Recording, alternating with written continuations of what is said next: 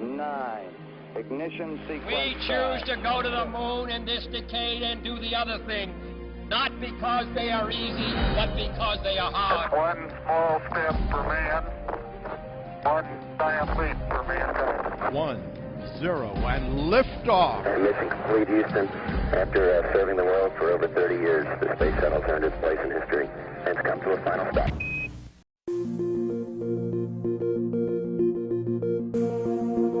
Our land cover and land use are currently changing at rates unprecedented in human history. And in order for us to manage and cope with these changes, we need to have the observations, the information, the data that allow us to understand what's going on the surface of the Earth where most of us live. NASA's Landsat Data Continuity Mission, or LDCM, is set to lift off from the agency's West Coast launch site at Vandenberg Air Force Base, California, joining a long line of Landsat satellites and kicking off a new era in Earth observation. A joint effort between NASA and the U.S. Geological Survey, the Landsat program has provided a continuous view of Earth's surface and created a valuable archive of data for more than 40 years. The first Landsat launched in 1972 to begin the successful series. Each generation has improved its observational abilities, although one version, Landsat 6, did not reach orbit as planned. 2, 1, main engine start. And the most recent mission, Landsat 7, took its place in orbit in 1999 and is still operating today. The Landsat Data Continuity Mission builds on this legacy of success. We can find the scene or the image from that location from 1972 and go to the catalog of data from the LDCM, find that data acquired in 2013, and we can compare those two images directly, as well as all the images that have been collected in the interim. Built by Orbital Sciences Corporation, the LDCM spacecraft features two advanced scientific instruments. The Operational Land Imager, or OLI, measures visible, near-infrared, and short-wave infrared wavelengths. The Thermal Infrared Sensor, or TIRS, tracks surface temperatures. Both instruments are designed to focus longer on a given area using what scientists call a push broom approach. Push broom sensors have thousands of detectors that just image the Earth as the satellite passes over the surface of the Earth. The older Landsat satellites, Landsat 7, Landsat 5, use a whisk broom technology, which is many fewer detectors scanning back and forth with a mechanical scanner. Both instruments will observe a 185-kilometer wide swath of land, moving from north to south on Earth's sunlit side. LDCM will collect data on a new area of land on every orbit. It will take 16 days to bring the entire surface into view. The data is received at one of 3 ground stations. Then, the U.S. Geological Survey's Earth Resources Observation Systems Data Center in Sioux Falls, South Dakota, processes and distributes the resulting images. In 2008, they made the decision to begin distributing data at no cost for free to anybody who requested a scene. It enables people to do studies over time, over the 40-year history of the Landsat program, and over larger geographic areas. To keep Landsat over water during the critical period of liftoff and ascent, managers selected Vandenberg Air Force Base as the mission's launch site. LDCM will be the first NASA mission launched at Space Launch Complex 3 since the agency's Terra satellite launched more than a dozen years ago. The 2-stage Atlas V rocket was built by United Launch Alliance. It's a perfect fit for NASA's need for the LDCM mission. So we're taking this object that's 6,000 pounds, about the size of an SUV, and punching it into an orbit that's 350 miles up. So the Atlas is very capable of doing just that role, and that is why that vehicle was picked. Like all missions, LDCM brought with it some special requirements to be considered during launch planning. The LDCM spacecraft has a very stringent tip-off requirement. It can only be rotating so much when we separate. So the launch vehicle is going to do a compensation maneuver prior to that event. And there was another challenge. The spacecraft has an onboard battery that needs to be charged before it separates from the Centaur. We're going to go around the Earth an additional time and then separate them so they'll have their 60 minutes of sunlight on their solar array to charge their battery. The spacecraft will have to go through a 3-month testing period before it's ready to begin normal mission operations. Then it will be renamed Landsat 8. And then after checkout, we accept the observatory, and then we, in effect, hand over the keys to the U.S. Geological Survey to operate the observatory for the 5-year mission life. Launch and mission teams have gathered at Vandenberg Air Force Base for final preparations leading up to liftoff. You've got a lot of years of work put into that in those last 2 or 3 minutes, although quiescent and very still. It's kind of ominous. You know, you can't wait to get there. And then the happiest moment is at T0 when you see the fire and smoke under the rocket and off it goes. The wait is almost over. NASA's newest Earth-observing spacecraft soon will be in orbit, high overhead, ready to send back vital information about our own planet.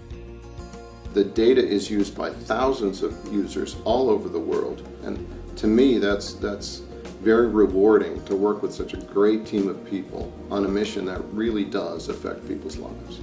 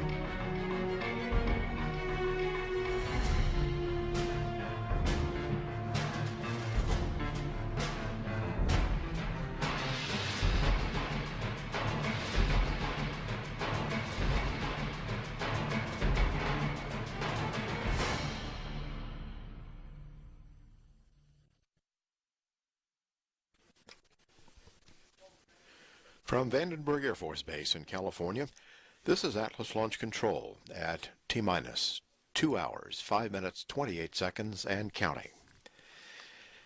We're now just slightly more than 2 hours and 45 minutes away from the actual launch of NASA's Landsat Data Continuity mission. Liftoff will be atop a United Launch Alliance Atlas V rocket from Space Launch Complex 3, located on South Vandenberg. The launch window today extends from 10:02 to 10:50 a.m. Pacific Time, a duration of 48 minutes. The Landsat Data Continuity Mission, or LDCM, is the latest in the Landsat series, which embraces new advanced Earth monitoring technology. It will continue the Landsat program's legacy of serving a crucial role in monitoring, understanding, and managing Earth's resources from space, including our forests, water, and agriculture. The satellite has a design life of not less than 5 years and enough fuel to sustain it on orbit for 10 years. The Landsat Data Continuity Mission is a partnership between NASA and the U.S. Department of the Interior's U.S. Geological Survey.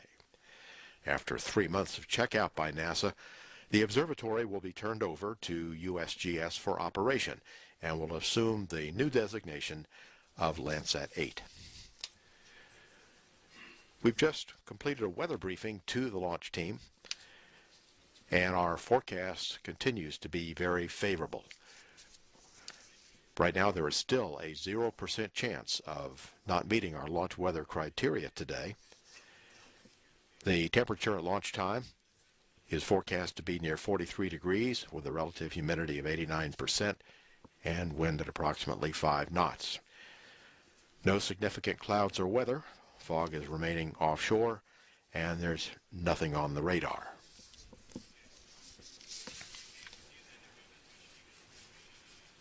So at this time, we're into our preparations for beginning our fueling activities for loading the propellants on board the Atlas and Centaur stages. We're now at T-minus 2 hours, 3 minutes, 12 seconds and counting. This is Atlas Launch Control. This is Atlas Launch Control at T-minus 2 hours and holding. We're now in a planned 30-minute built-in hold. And joining us right now here in the Mission Director Center is Ann Castle. She is the Assistant Secretary for Water and Science for the U.S. Department of the Interior. Ann, welcome. Good morning. And we're actually looking forward to having a little bit of discussion with you about the role of the Department of the Interior and how you just will perhaps describe the importance of the Landsat to this objective that we have. So it may come as a surprise to some people that the U.S. Geological Survey, which is a bureau of the Department of the Interior, is a partner with NASA in a space mission. So can you tell us a little bit about how that came to be? And that's been going on for a long time now, I think. It has been, and I think you're right. It comes as a surprise to a lot of people that the Department of the Interior is in the space business. It's like interior, outer space, it kind of doesn't compute. But in fact, our involvement in space technology goes back almost 50 years because it was in 1966 that the Secretary of the Interior, then Stuart Udall, announced a program that would use space technology to help us find solutions to some of the most pressing natural resource problems that we were facing within the department. He said that even then, those natural resource problems were being compounded by population growth and by pressure on our natural resources. So he announced that we would get involved in the Landsat program, and so ever since then, we launched the first satellite in 1972 in partnership with NASA, and those natural resource problems that we were facing 50 years ago haven't gone away. In fact, they've only increased and accelerated. So that's why the Department of the Interior is in the space business still. Well, the Department of the Interior really manages just millions of acres of public land all across America. And it's got a wide range of responsibilities associated with that.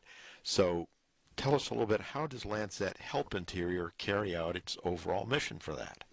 Well, George, you're right. We do have a lot of land that's under our responsibility. In fact, we manage 1 out of every 5 acres in the entire country. And so that puts us on the front lines for dealing with water management, protecting fish and wildlife resources, energy development. And we also have to figure out how to best deal with the impacts of climate change. And we use Landsat imagery to help us with all of those responsibilities. And we use it in practically every bureau within the Department of the Interior. The Bureau of Land Management uses Landsat to monitor land cover conditions and help control the spread of invasive species or other types of vegetation that are not natural, like tamarisk or Phragmites. The U.S. Geological Survey uses Landsat to monitor coastal erosion, which is really prominent along the North Slope in Alaska, but it's really occurring everywhere along our coastlines. And several of the interior departments are involved in a program that we call the Landfire Project, and that is a program that monitors the areas that are most at risk for wildland fire and allows us then to go in and do preventive treatment.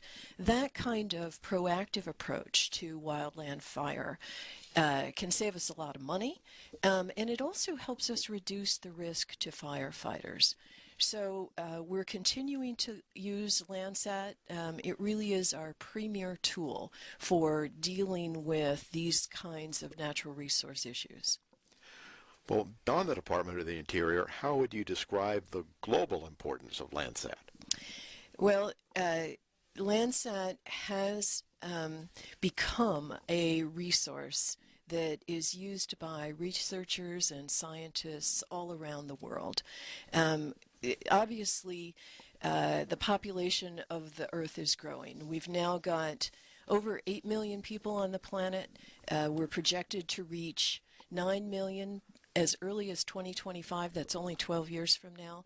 That level of population puts huge pressure on the natural resources that we all need for survival. And so in order to have the tools that decision makers, policymakers need all over the globe, we need tools that give us information about the status of natural resources and tools that we can use to monitor the condition of those natural resources. We've seen a terrific example of the use of Landsat as a tool in the African country of Gabon. They became quite concerned as a result of looking at Landsat imagery that they were losing their forests. And so in 2002, the president of Gabon announced that they would no longer be exporting wood from the country. And they banned export, and then they continued to use Landsat imagery to monitor the condition of the forest cover.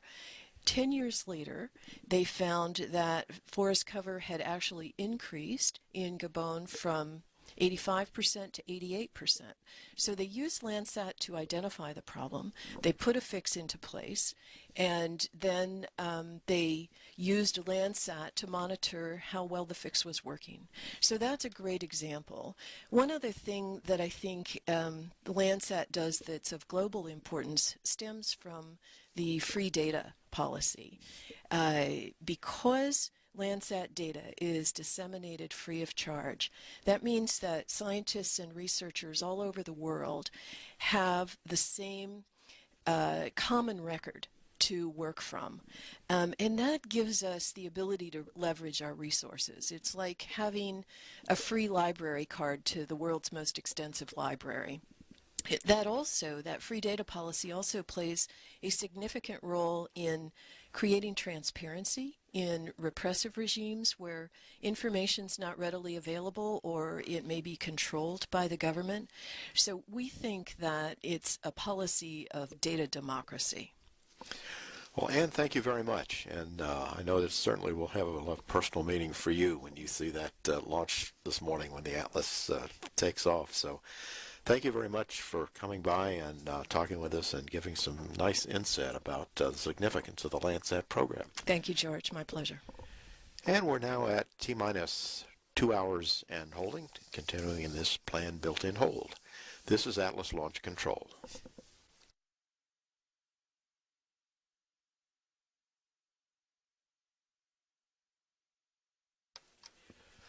This is Atlas Launch Control at T-minus 2 hours and holding. We're in the middle of a planned 30-minute built-in hold.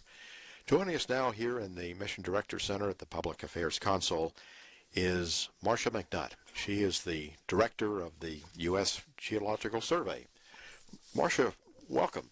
And we'd like to maybe ask you a little bit about some details about what Landsat sees.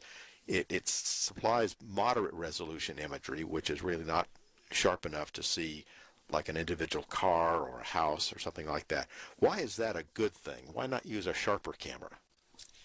Well, George, I think it is a very good thing because, of course, people in the United States, if not people everywhere, would naturally be quite concerned about privacy if Landsat were of such high resolution that they could look into people's homes or their backyards. So I think the moderate resolution is exactly the right level of resolution to look at changes at the solid Earth, but at the same time that it provides that moderate resolution, so the size feature it sees is about the size of a baseball diamond, it can also get the big picture. A single Landsat scene is about 100 kilometers by 100 kilometers. So in a single picture, you can see an entire landscape, but also drill down to the size of a baseball diamond. So it makes it the ideal tool to look at changes in the solid Earth without violating people's privacy. Well, you certainly made us aware of the value of moderate resolution imagery, and it still does exactly what we need it to do. But something we touched on a little bit with Ann is that you don't sell the imagery to the public. You give it away. And why do you think that's a good thing? Well, George, Landsat has been flying and delivering data for more than 40 years. So you can imagine during those 40 years, we've had the opportunity to experiment with just about every financial model you can imagine for how to distribute the Landsat data. So we have tried selling the data, we've tried commercial partnerships, and we have also had the current model, which is distributing it freely on the internet. And so I think there is no better way to show the efficacy of the current model than to show the failure of the past models. And that is, when we tried to sell the data, we not only didn't cover the costs of the program, but we found that we got the data into very few hands. We didn't encourage any commercial businesses, and we didn't have very much science coming out of the program.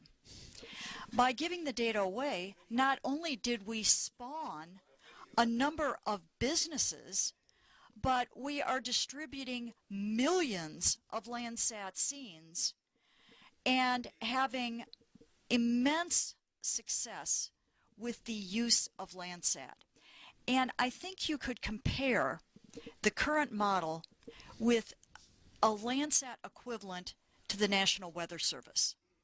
The National Weather Service freely gives out weather information, but yet it has spawned many weather businesses that take that basic information and packages it in products that are more useful for farmers, for aviators, for truckers, for anyone who needs and has benefit from more precise products. And that's exactly how we view Landsat. Well, our viewers might like to know something about how today's newest Landsat, which is going to be Landsat 8 once it's checked out and operating, how has that improved from the previous and the older satellites like Landsat 5 and Landsat 7, which I think have quite a legacy of their own? Yes. Well, we're very excited about Landsat 8. It will be the best Landsat ever in terms of the quality of data. Now, I have to say, with some tears in my eye, that there will never be another Landsat 5 in terms of longevity. Landsat 5 is a candidate for the Guinness Book of World Records, and I think if Landsat 5 were human, we would be making a Hollywood movie for Landsat 5. But Landsat 8 is using an entirely new technology. And the difference with the technology for Landsat 8 is that Landsat 7 used a technology which we call a whisk broom technology. And that is, as the satellite flies along its path, its sensors would whisk back and forth to view the entire scene across the swath. Landsat 8 uses what is called a push broom technology. So it has enough sensors that it doesn't have to sweep back and forth. It can just keep the sensors in one straight path and get the entire swath.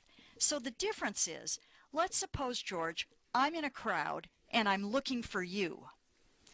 So let's suppose I have to scan the crowd and I'm looking with my eyes back and forth and I'm saying, whoa, did I see George? And I'm looking with my eyes back and forth and I'm saying, oh, maybe I saw George. Whereas if instead I'm staring right at you, I'm sure I saw you. So that's the difference between the signal to noise in the push broom versus the whisk broom. You're sure you detected the feature and you've got much better accuracy. In addition, there are 2 more spectral bands in Landsat 8 versus Landsat 7. One is a coastal band, which is going to get much higher resolution of changes along our coast. And Ann Castle already told you about how important Landsat is for viewing changes along our coast with sea level rise and everything else. And there's also a cirrus cloud band. In addition, there are going to be 2 thermal bands for looking at changes in water budget. So, big improvement. Well, what does all of this mean to the overall environmental health of the area that it's monitoring, and particularly does it have a real value in economic terms to the economy? This is how I'd say. Certainly Americans, and I'd say increasingly everyone in the world where the people are rising into the middle class, they are demanding not only economic prosperity, but they also want a better environment. And to have both, one needs sound, unbiased data for decision making. Data that you can trust. And I am hard-pressed to point to any other 40-year time series of information on changes in the Earth that crosses the entire spectrum of water, land use, energy, minerals, invasive species, land cover, that whole spectrum that has to do with our resources and how we're using them, that has never been challenged for its accuracy and its lack of bias than Landsat. It is the gold standard that everyone looks to in making decisions. And the important thing about a time series like Landsat is its value only increases the longer it is run. Well, Marcia, thank you very much, and we're certainly looking forward to seeing those first images that Landsat 8 will be providing, knowing that we're off on another long era of continuity, of continuing all that great data and the utility of it. So thanks very much for coming by and talking with us, and I'm sure you will be looking forward to the liftoff this morning as well. Thank you, George. We're still at T-minus 2 hours and holding. This is Atlas Launch Control. Test briefing. This operation is classified hazardous. Cryogenics will be loaded. Ordnance items are installed and high pressure and inert gases are in use. Any anomalies will be brought to the attention of the launch conductor. Evaluation will be performed by a support team led by the anomaly chief and the vehicle system engineer on channel 6. COM channel 1 will be the primary command channel, with backup being COM channel 2. The following documentation will be in use for today's operation. Test plan X45 LCCMD-SL3, revision 3, run 2, Order revision 1 through 4 have been approved and integrated with the procedure. TSM document configuration AV 035 Rev Delta.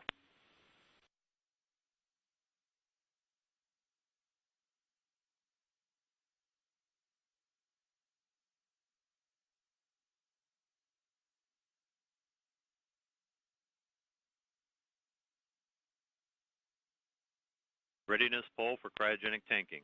Atlas systems. Propulsion. Ready. Hydraulics. Ready. Pneumatics. Ready. LO2. Ready. Water. Ready. Centaur systems. Propulsion. Ready. Pneumatics. Ready. LO2. Ready. LH2. Ready. HASGAS. Ready. Electrical systems. Airborne. Ready. Ground. Ready. Facility. Ready. RFFTS. Ready. Flight control. Ready. Instrumentation. Ready. COM. Ready. Timer. Ready. GC cubed. Ready. Umbilicals. Ready. ECS. Ready. Redline monitor. Ready. Quality. Ready. OSM. Ready. ULA safety officer. Ready. Range and weather. Ready. Launch director. Ready. Proceeding with count. Verify count to start at 15:52 Zulu. Verified.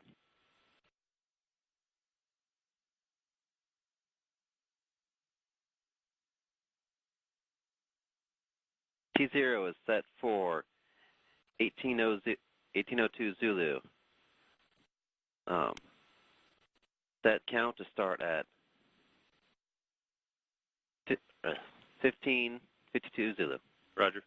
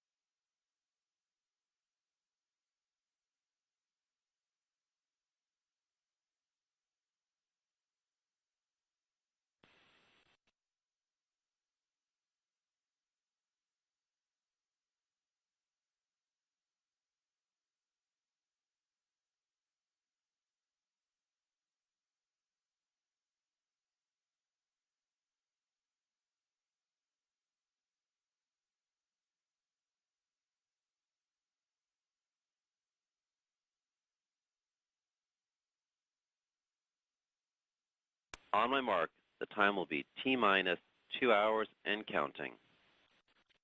3, 2, 1, mark. Start Centaur bottle pressurization to flight level. Roger. Start Atlas AHB pressurization to flight level. Roger. Pressurize Atlas RP1 tank to step 2. Roger. Adjust CISA temp to 110 degrees Fahrenheit. Roger. Apply onboard video power. Roger.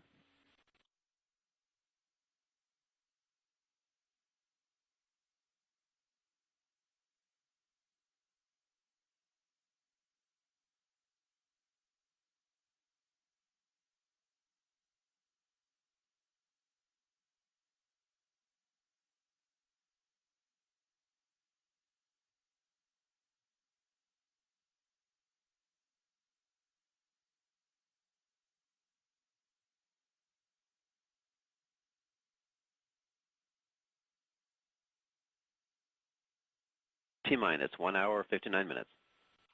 Initiate CEC safing purge. Roger. Start CEP to high flow. Roger. Start CFA purge in displacement mode. Roger.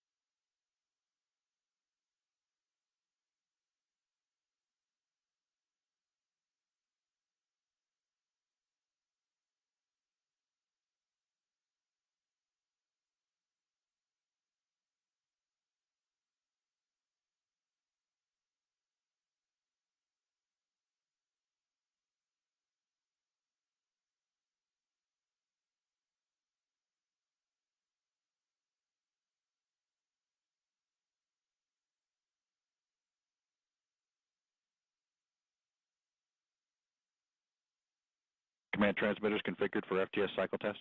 Roger.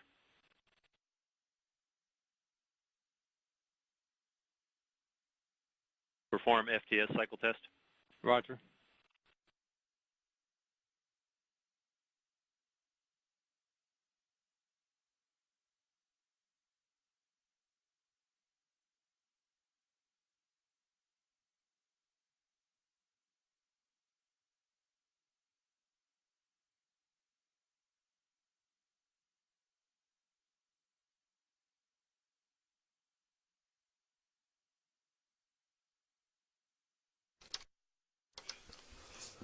This is Atlas Launch Control at T-minus 1 hour, 56 minutes, 40 seconds, and counting.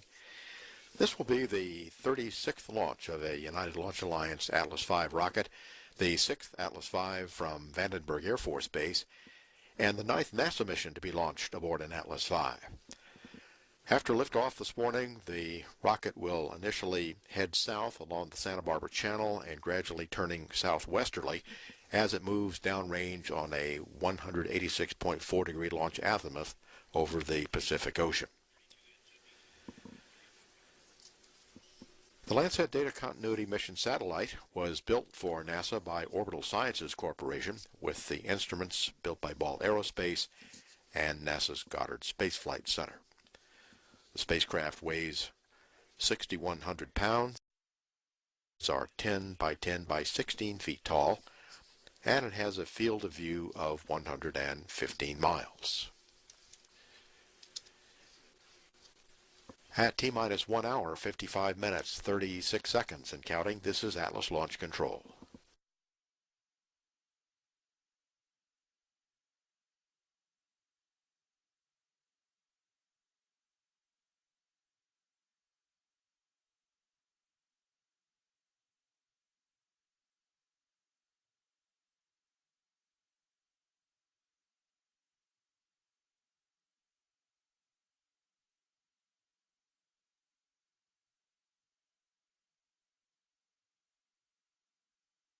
T-minus 1 hour, 55 minutes.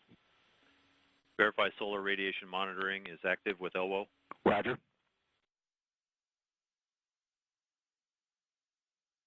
LC flight control. Go ahead. Secondary adjust tech hex file adjust underscore AV035 underscore 04 with SDLCRC of Baker 298 has been received, verified, and loaded into the FTINU. Roger.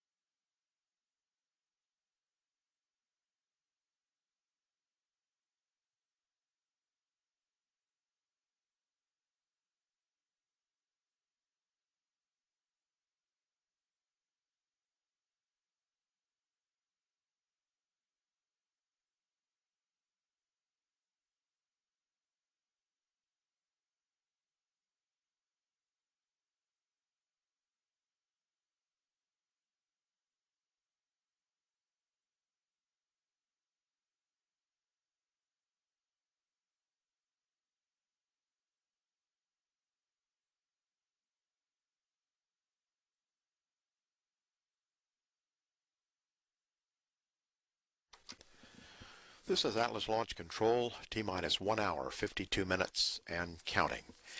Just a couple of minutes, we're going to be kicking off our fueling operations, our tanking activities, with the chill down of the systems for our cryogenic propellants, and we should hear that begin in just about 2 minutes. That begins exactly 2 hours before the planned liftoff.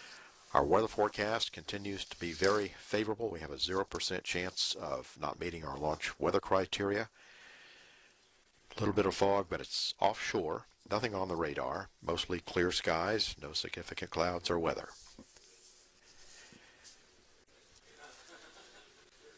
So we're now at T-minus 2 hours, 1 minute, 15 seconds, and counting. This is Atlas Launch Control.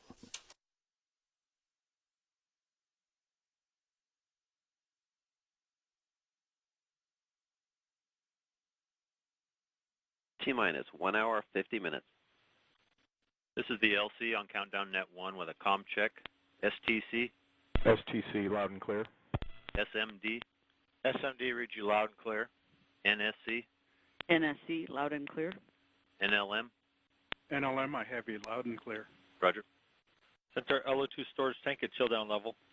Roger. Start Centaur LO2 transfer line chill down. Roger.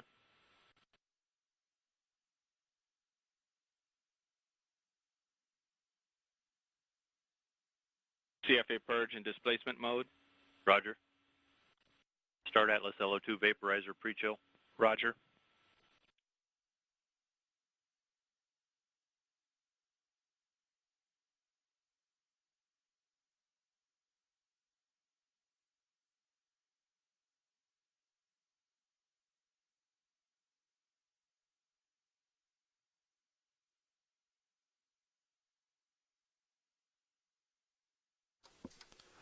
This is Atlas Launch Control, T-minus 1 hour, 40 minutes, and counting. Upon liftoff, tracking of the Atlas V rocket will be done by the Air Force Western Range, beginning with the antennas at Vandenberg Air Force Base. Then shortly after launch, the vehicle will also be acquired by the Santa Ynez tracking station above Santa Barbara. The next station to acquire will be the Navy tracking station at San Nicolas Island, one of the Channel Islands off the coast west-southwest of Los Angeles. At that point, the TDRS West tracking and data relay satellite begins coverage. This coverage will continue until acquisition by TDRS East, and between the two satellites, there will also be coverage on the ground, supported by stations at Oak Hanger, England, Thule, Greenland, and Hawaii. The spacecraft separation from the Atlas V will be occurring within the range of the Oak Hanger, England tracking station. Most of our communications channels here in the Mission Directors Center are quite quiet. There are no issues in work at this time. Fueling is underway. And the weather continues to be go for a 10:02 a.m. Pacific Time launch. At T-minus 1 hour, 38 minutes, 34 seconds, and counting, this is Atlas Launch Control.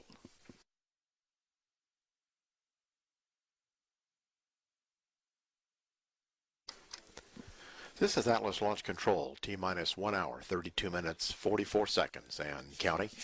We're going to look now at some video taken earlier this morning of the gantry being pulled away from the Atlas V rocket with the LDCM spacecraft.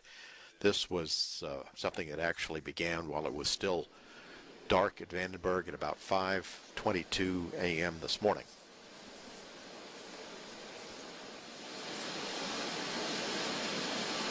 This is a little bit different than the way it's done at Cape Canaveral. At the Cape, the rocket comes to the pad, whereas here the rocket is already on the pad and the gantry pulls away from the Atlas V.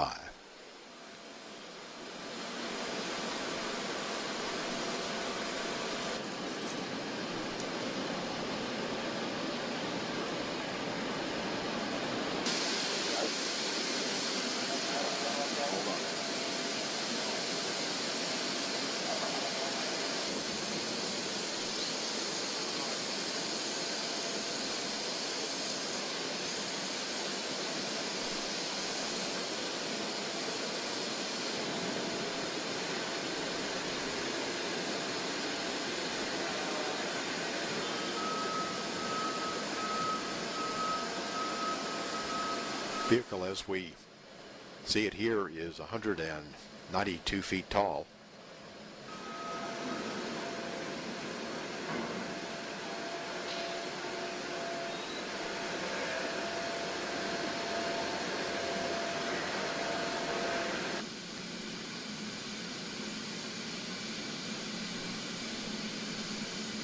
Fairing on top of the rocket is 16.5 feet in diameter. Now the entry is mostly back from the Atlas V.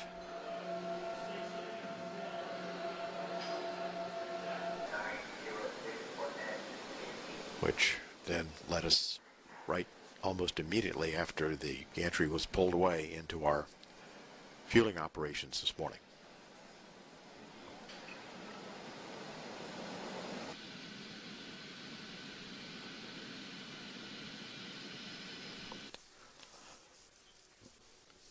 Little bit of mist this morning early, but most of that has gone at this point. There is a little bit of fog offshore, but for the most part we have clear skies. We're going to be looking at a time-lapse video of the gantry rolling back here in just a moment.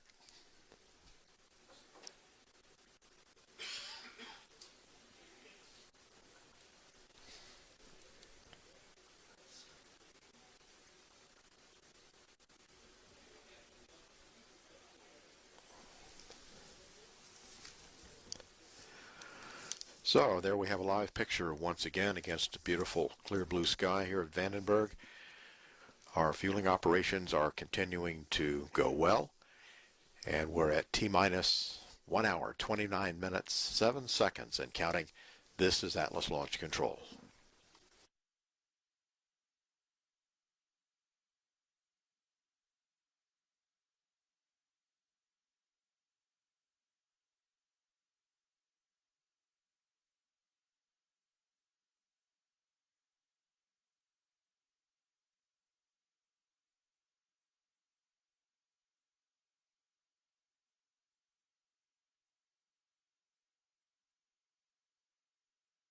Centaur LO2 at 70%. Roger.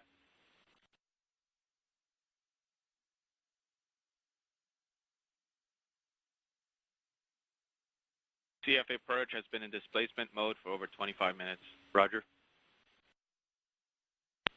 Centaur LH2 storage tank at chill down pressure. Roger.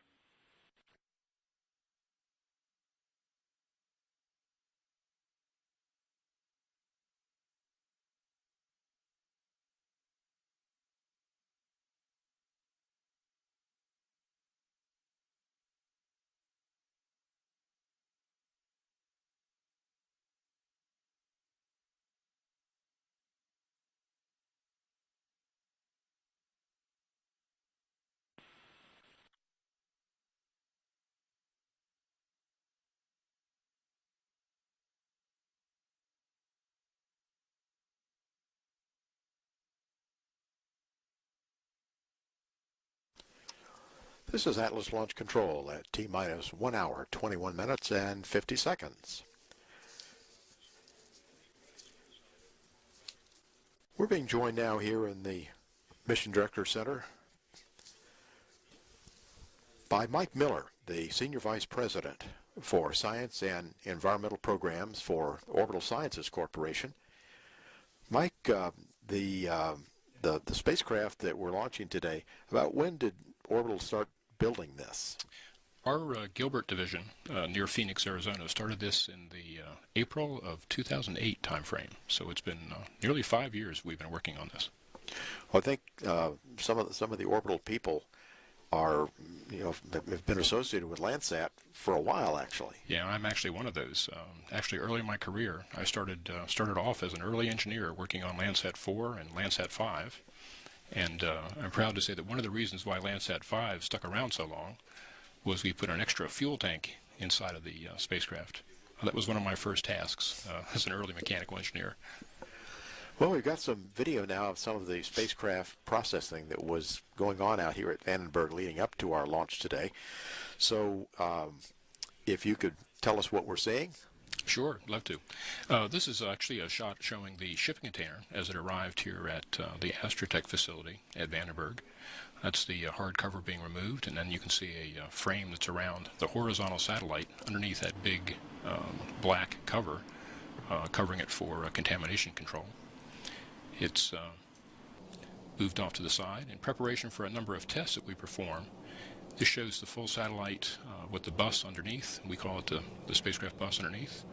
The solar arrays are shown in this view as it's being lowered onto our INT stand in preparation for some of the tests. And in particular, we're going to show some of the solar array early testing. Listen to this.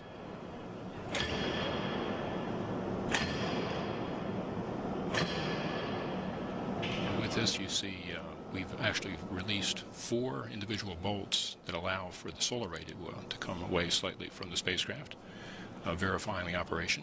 We then went through a number of different inspections, many more than just that are shown here on this video, in preparation for further activities. In this view here, you see the full satellite with the instruments above, and was being prepared there to be moved on top of the launch vehicle adapter for the Atlas. Shows a side view also. And here it is actually with the adapter attached underneath the spacecraft as it's moved onto the payload transport dolly, being bolted down here.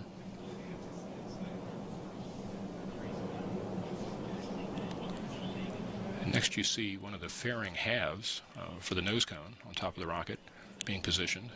This is the other one with the LDCM logo being shown prevalently. There you go again, a good shot of that. This shows the final view with the instruments on the top, the OLI and tiers, and the spacecraft bus underneath as one fairing half gets put into position, and then the other one moved very carefully. You'll see some video here of how slowly and precisely it's moved into position.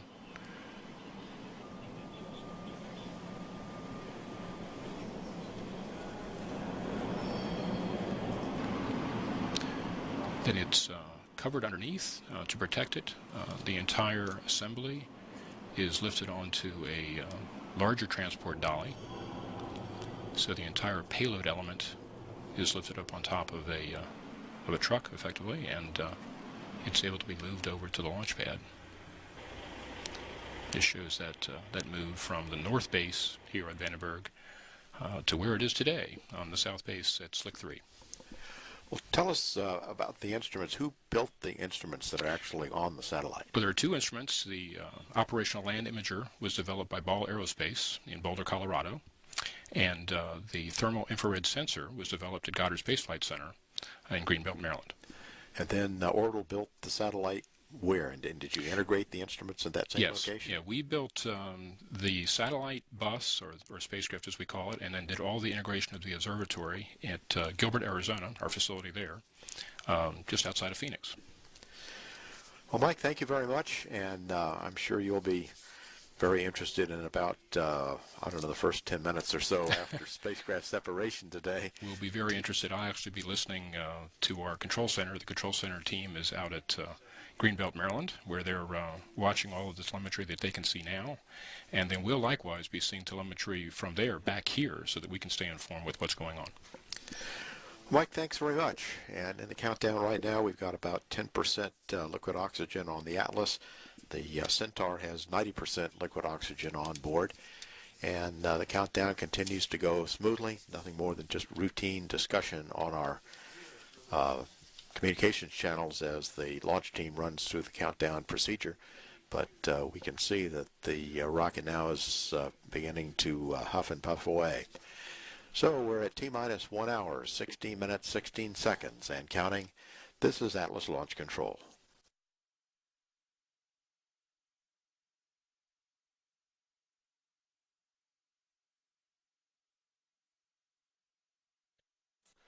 We're joined now at the Public Affairs Console in the Mission Director Center by Bruce Reed. He is the mission manager for the Landsat Data Continuity Mission spacecraft for NASA's Launch Services Program. And Bruce will be walking through some of the things that we've been doing to get the Atlas V and the LDCM satellite ready for our launch today. Bruce, first of all, tell us a little bit, have there been any unique requirements that we've had to do to prepare for LDCM? Well, George, the LDCM spacecraft is unique, as are all the NASA spacecraft. And so it's always a challenge on every mission to meet those particular requirements. For instance, the LDCM spacecraft needs to have 60 minutes of continuous sunlight after separation. So we've designed the trajectory such that that will occur. And also they have very stringent tip-off rate requirements. So the launch vehicle will do a compensation maneuver just before separation. So every NASA mission is unique in its own way, and we work out those requirements to make sure everything is met. Well, Bruce, we have some video now. If you would tell us a little bit as we go along some of the things that are happening here. So this is the Atlas V booster rolling out to the pad. This is all the way back in October. And you can see the booster is pretty large. It's about 100 feet long. And it looks like they've got the front end of it attached to the 60-ton crane at the mobile service tower. And we have a breakover fixture at the rear of the booster to allow it to go into the vertical position. And you see a good shot there of the RD-180 engine and the twin nozzles. So the booster is positioned over the fixed launch platform, and it's aligned and lowered down onto the launch heads. So this is the Centaur stage. You can see the RL-10 engine there, built by Pratt & Whitney Rocketdyne. This is a cryogenic stage, liquid oxygen and liquid hydrogen, and it'll be hoisted atop the interstage adapter, which is on the booster. So this is the fully encapsulated LDCM spacecraft. Encapsulation occurred at the Astrotech facility on Vandenberg Air Force Base. And then it's set up on top of the transport trailer and moved out to Space Launch Complex 3. This was on January 25th. And you can see we have air going into the payload fairing. This is the environmental control system to keep the payload cool and to meet the humidity requirements. And they're going to go ahead and attach the encapsulated assembly and hoist it up into the tower. And you saw a good shot there of the LDCM logo. The black portion at the bottom of the payload fairing is the isolation diaphragm, which maintains those environments throughout the entire transport and hoist operation. And they'll go ahead and put this through some doors that open and center it on top of the Centaur. And then we'll lower it down carefully. And I think you'll get a good shot here of the Centaur equipment module as it's being carefully lowered down, and then they'll go ahead and install all the bolts and ready for launch. Bruce, thanks very much, and best of luck to you and the Goddard team, the Orbital Sciences team, and the entire NASA Launch Services program that's here, been working on this for quite some time for today for a launch that has held the schedule here at the end pretty well. So Bruce, thanks very much for coming by. Thank you, George. Joining us now here at the console in the Mission Director Center is Vernon Thorpe. He is the program manager for NASA missions, and he is with the United Launch Alliance and will be the program manager for this upcoming launch of the LDCM spacecraft. Vern, first of all, an Atlas out here is not a frequent, or has not been a frequent occurrence for NASA. Tell us a little bit about this history of this launch and how this evolved. Yeah, certainly. The last time that we were here launching an Atlas rocket from Vandenberg for NASA was in December of 1999, and that was the EOS Terra mission. In fact, I was here, I think, in this very room for that launch as well. We've launched a lot of Delta IIs for NASA from Vandenberg in the interim, and we do fly Atlases for other customers out here as well. But you're right, an Atlas NASA launch is kind of a rare occasion out here at Vandenberg. Well, Vern, as far as the Landsat data continuity mission, we have a flight profile that would like for you to run through for us and tell us a little bit what's going to happen after we get to liftoff. What's the Atlas going to be doing? So if we could go ahead and roll the tape. Sure, I'd be happy to do that. It'll give everybody a preview of what they'll see this morning. We're going to use an Atlas V 401 configuration for this mission. So that's probably our most basic configuration, no solid rocket boosters. When we lift off, those booster engines will be generating almost 900,000 pounds of thrust. And for this vehicle, the first major event we see after liftoff will occur about 4 minutes into flight. At that point, we will have used up all the propellants in that booster stage, and we'll issue the command to shut down the booster engine. You'll see that here in just a moment. After we shut that booster engine down, what we call booster engine cutoff, we will separate the booster stage from the Centaur upper stage about 6 seconds later, and we'll begin preparing the Centaur engines for the first of 3 burns for this mission. We're going to do 2 burns for the satellite and then a 3rd burn to dispose of the upper stage. This first Centaur burn will last about 11 minutes, and 8 seconds into that burn, as you saw right there, we'll jettison the payload fairing. This first 11-minute burn will place the combined Centaur Landsat satellite into a slightly elliptical orbit. We will coast for about 55 minutes to get into position for the second burn that you see here. That second burn will last a little less than 2 minutes. At the end of that burn, we'll be in a circular orbit with an altitude of about 360 nautical miles. A few minutes after that second burn, we'll separate the spacecraft, as you see here, and then we'll begin the usual series of maneuvers to get the Centaur a safe distance away from the spacecraft. And then one interesting thing about this mission is we will then, once we're a safe distance away, we'll continue with a 3rd Centaur burn, and that will place the Centaur into an Earth escape trajectory so that we never have to worry about any recontact or contamination of the LDCM spacecraft. Now, we just launched an Atlas. Is this Atlas identical or similar to the one that we just used for the tracking and data relay satellite? This is very similar. It's the same Atlas V 401 configuration. It seems like I was just sitting next to you in Florida launching that one. These missions are very close together. I think our ability to maintain this kind of a launch rate, to launch 2 NASA missions this close together, is really a testament to the professionalism and the experience of both the ULA contractor team and the NASA team. It's quite an accomplishment.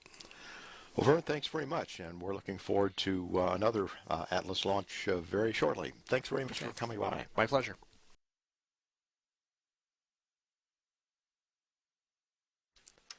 This is Atlas Launch Control, and we are now exactly 1 hour from the launch of the Landsat data continuity mission on the Atlas V rocket. All of our activities are continuing to go well. We've received word that the LDCM spacecraft has now been configured for liftoff, for the launch. And all of the fueling operations are continuing to go on schedule. The Centaur has about 12,500 gallons of hydrogen on it when fueling is finished. Liquid oxygen about 4,150 gallons.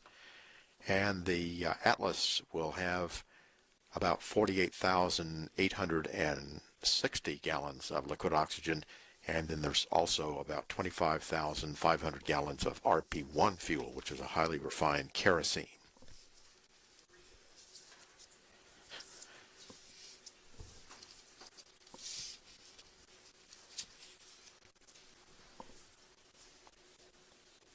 At liftoff, our initial coverage, both for video and for communications, will be coming through 2 tracking sites located here at Vandenberg Air Force Base, and they will continue to track for about the first 9 minutes of flight.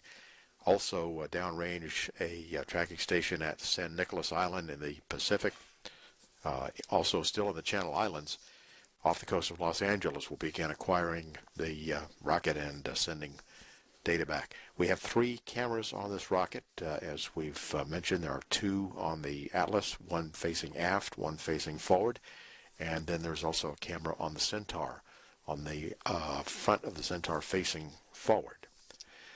At T-minus 48 minutes, 5 seconds and counting, this is Atlas Launch Control. 90%. Roger.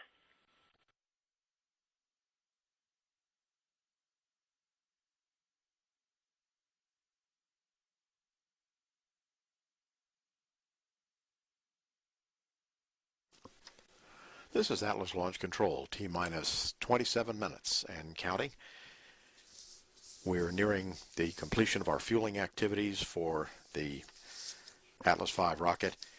In just a few minutes, we will be having a weather briefing, our final weather briefing for the launch today. We've been listening to our launch conductor from United Launch Alliance, Larry Crass, leading the launch team through the countdown procedure.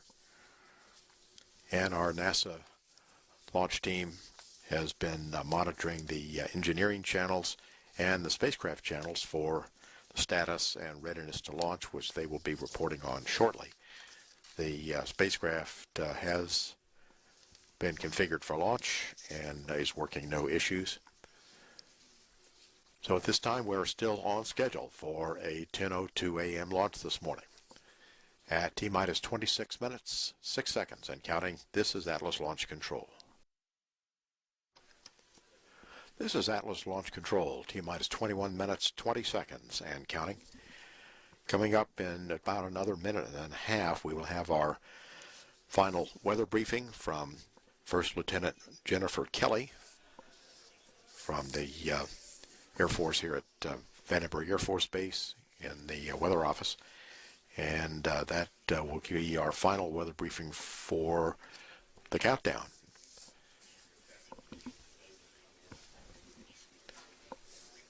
Our tanking operations largely complete at this point.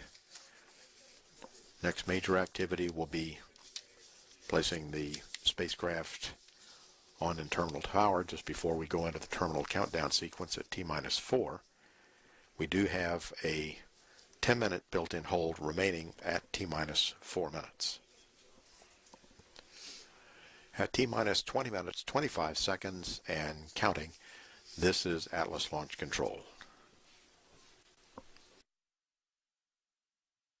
Conduct a weather briefing on Channel 8 Weather Conference Net and verify weather restrictions and vehicle exposure per TRD.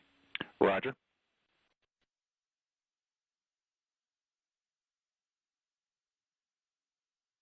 T-minus 20 minutes. Perform BRCU, SIB-1 and SIB-2 Stand by voltage for the check. weather briefing. Roger. All stations acknowledge. LWO. LO. Atlas RC. RC. LD. LD. LV1. LV1. AFLD. AFLB. ALC. ALC. NLM. NLM. OD. OD. LDA. LDA. LWO provide latest T0 status for safety and launch agency constraints with probabilities of violation.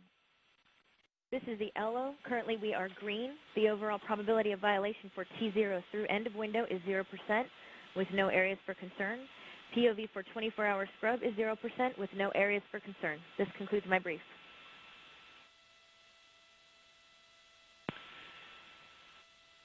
LD, please provide LLPS waiver decision on channels 3 and 5.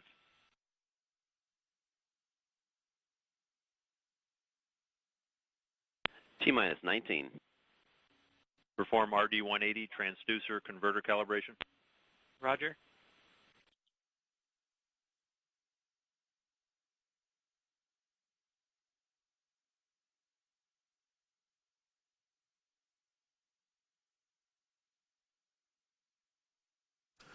This is Atlas Launch Control, T-minus 4 minutes and holding.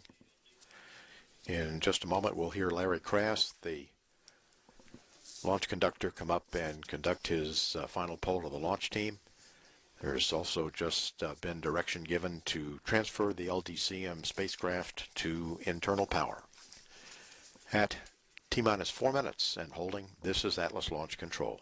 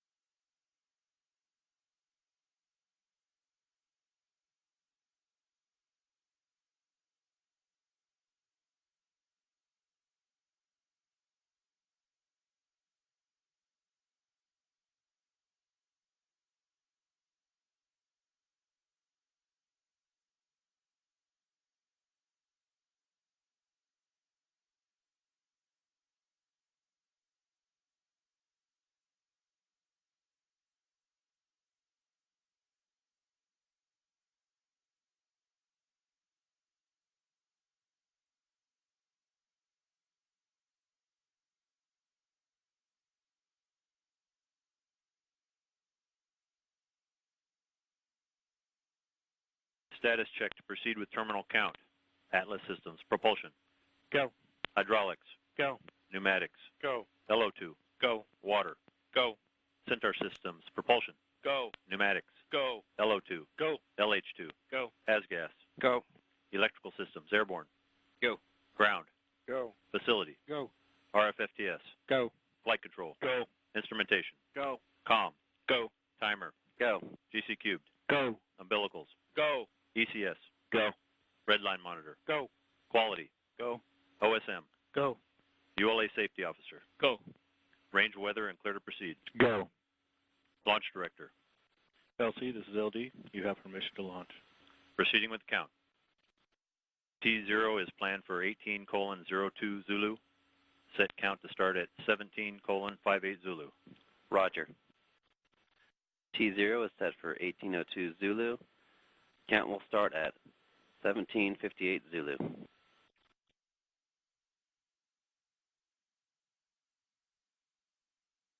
Are 10 by 10 by 16 feet tall.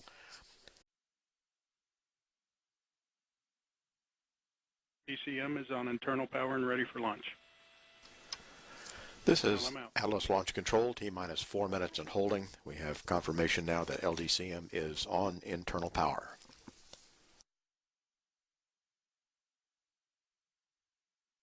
About 90 seconds from picking up the count.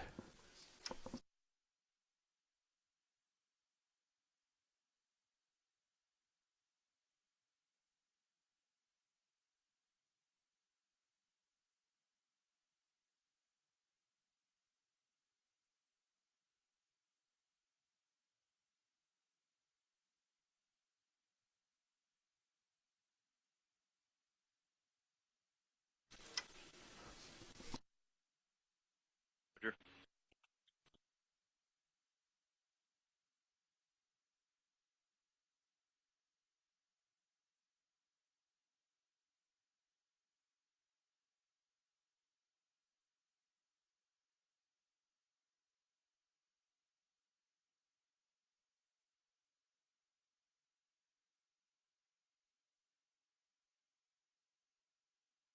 Thirty seconds from picking up the count.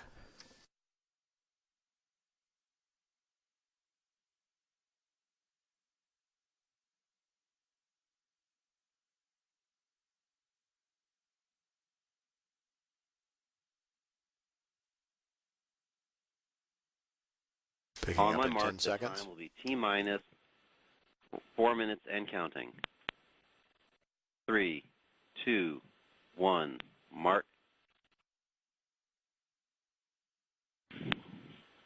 3:55. Ground power is enabled. We're in the terminal countdown sequence now.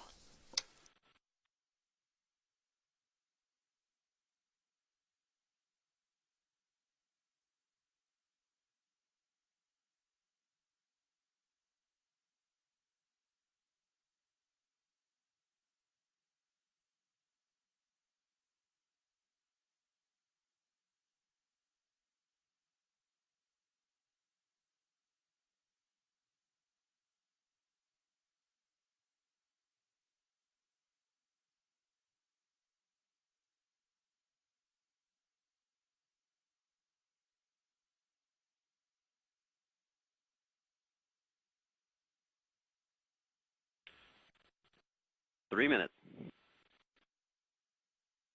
Securing Atlas LO2. Atlas tanks to flight pressure. 250. FTS internal.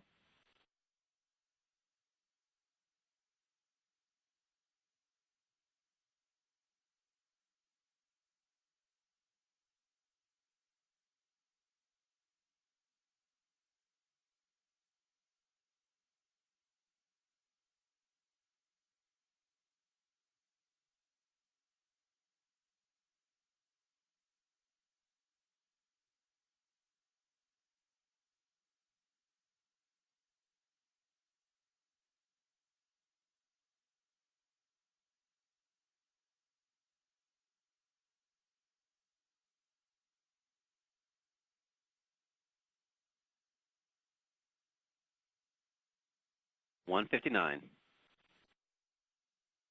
Vehicle internal. 155. Launch sequencer start. 150. Securing Centaur LH2. Securing Centaur LO2. 140. Launch enable. 137. FTS armed.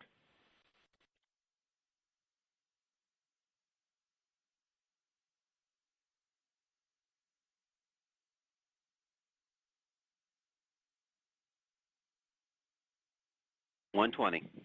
FCS count start. Orca's armed.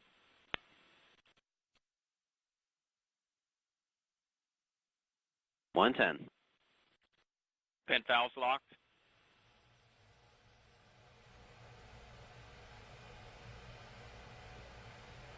1 minute. Rock report range status. Range is green.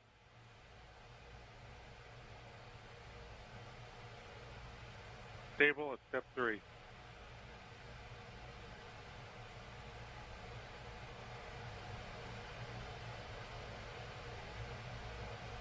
Forty seconds.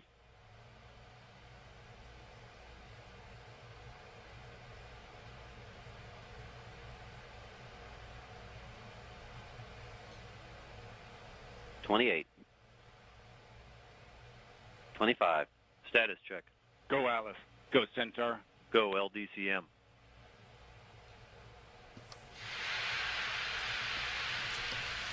T-minus 15 seconds. T-minus 10, 9, 8, 7, 6, 5, 4, 3, 2, 1, 0. Have ignition and liftoff of the Atlas V rocket on the Landsat Data Continuity mission, continuing the 40-year legacy of preserving Earth's natural resources from space.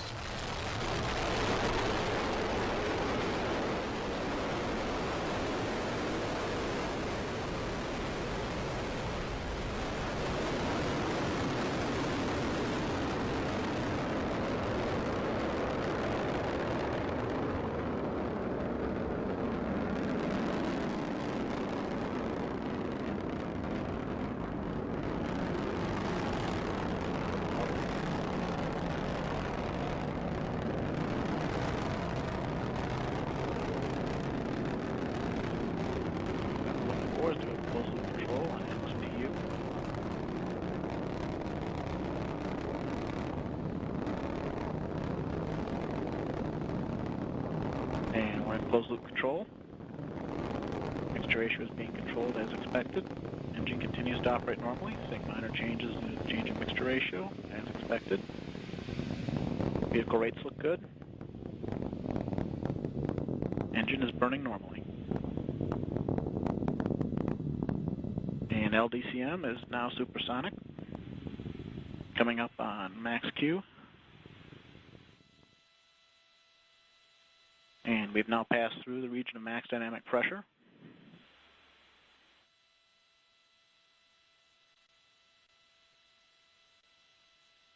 And the engine is throttled down to 95% thrust as expected. Everything is looking good.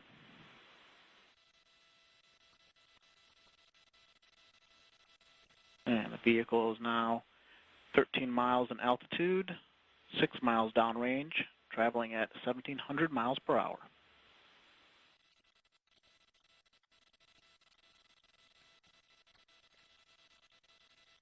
And still operating normally at 95% thrust, everything looking good. And we vented the Centaur fuel tank to condition the propellants for Centaur phase. Booster continues to operate normally. Good steady state thrust. Next event we're looking for is firing the pyro valve to activate the Centaur reaction control system.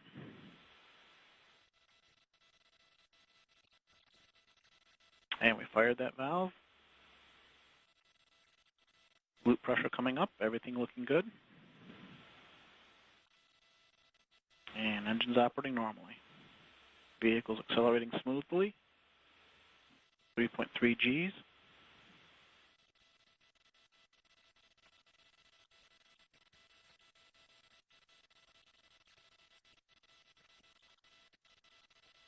Everything looking good. Seeing very small disturbances in the flight control system. Seeing a very smooth ride. Continuing at 95% thrust. Very little control activity on Atlas PU.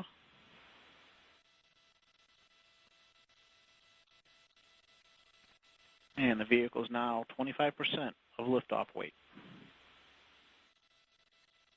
And we've now started our constant 5G acceleration phase.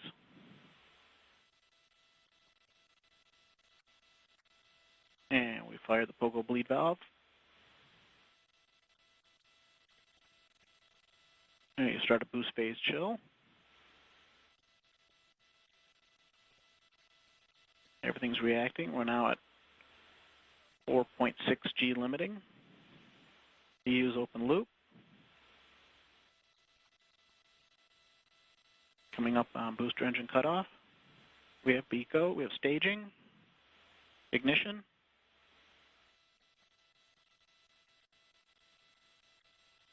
full thrust. Everything is looking good. Good steady state operating levels on center, coming up on fairing sep. And we have fairing separation. Two good brake wires. And we've re-enabled guidance. The vehicle is now steering. Look at start transient, very good start transient. And we've gone to our Z profile valve angle on Centaur PU. Down to the lock stop. Everything is looking good. We've seen the reaction control systems firing to purge the GN2 out, as well as thermal conditioning firings for the loop.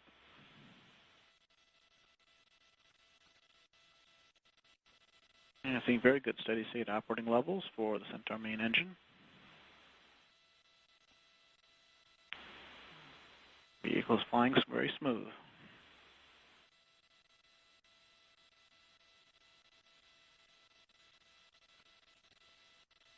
We're now 137 miles in altitude, 428 miles downrange, traveling at 10,400 miles per hour.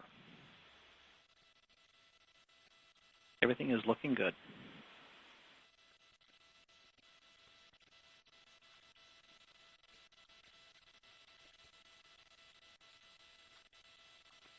And we've gone to closed loop control and Centaur PU, continuing to make a LOX correction as expected.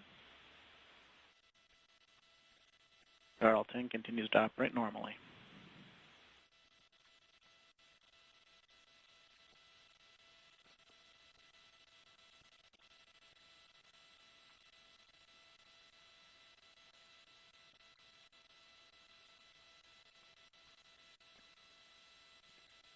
Coming up on our telemetry format change. Continuing to see very good telemetry data. Centaur PU is now beginning to control. Valves come off to the lock stop. And we've had the telemetry format change. Very small dropout. Centaur continues to operate normally. We're continuing to see the pre-planned firings of the reaction control system to condition the loop and thrusters, as well as very little roll control being required. Everything looks good. And we have made the roll to TDRS. And we have a preliminary look at booster stage performance. We are plus 71 pounds of PE, which represents a 0.71 sigma case. Very good performance from the booster. RL10 continues to operate normally. PU is now controlling near nominal mixture ratio.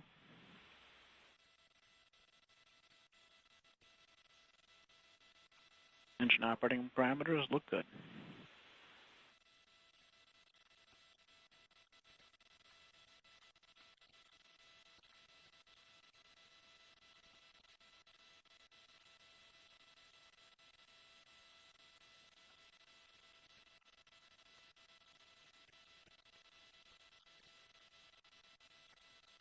is continuing to control as expected. See the engine responding to changes in mixture ratio. And our reaction control system temperatures have reached a steady state with bottle temperature. Vehicles continue to accelerate very smoothly. Very little dynamic response from the flight control system. PU is nominal. We're now 197 miles in altitude, 970 miles downrange, traveling at 11,800 miles per hour.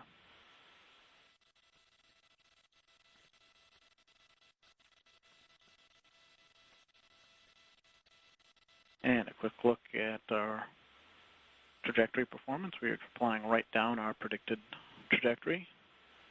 Everything's looking good.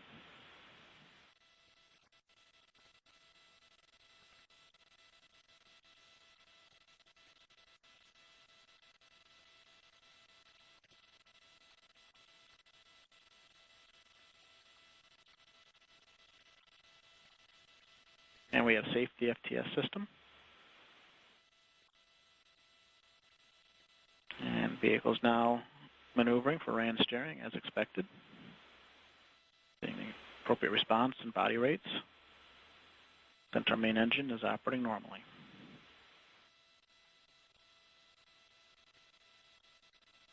And we are in the process of executing a little over 11-minute first burn before everything is normal on the mission.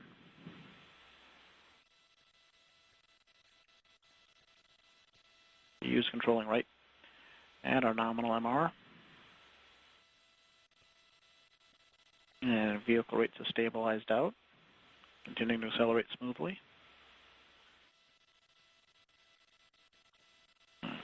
200 miles in altitude, 1,283 miles downrange, traveling at 12,800 miles per hour.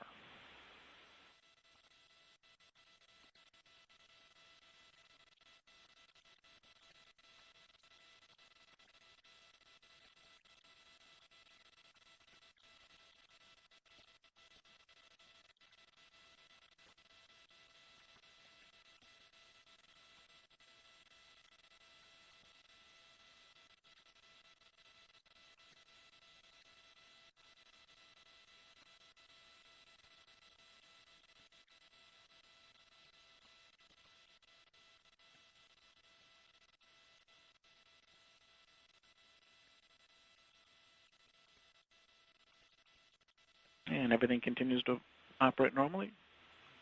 We are now 194 miles in altitude, 1,480 miles downrange, traveling at 13,500 miles per hour. Continue to see good Centaur operating parameters.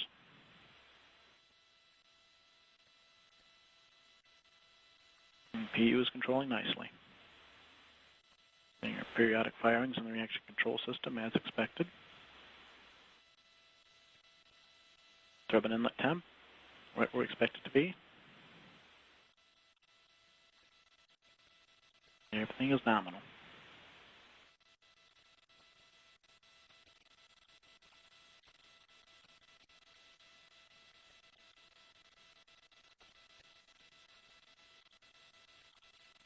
Now 12 minutes into the mission, everything looking good. 185 miles in altitude, 1,680 miles downrange, traveling at 14,200 miles per hour.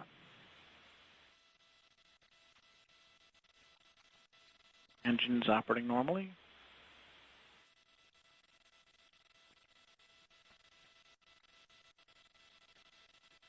Everything looking good.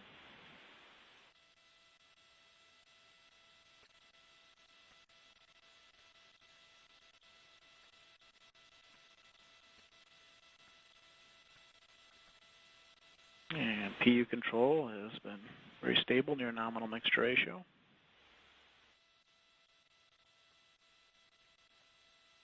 Very good engine operating parameters.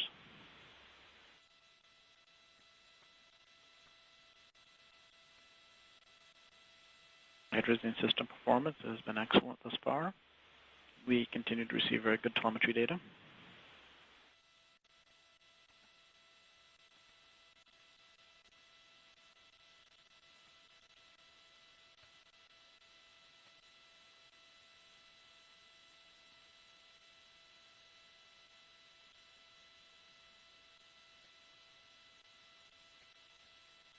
We're now 2 minutes from a nominal MECO.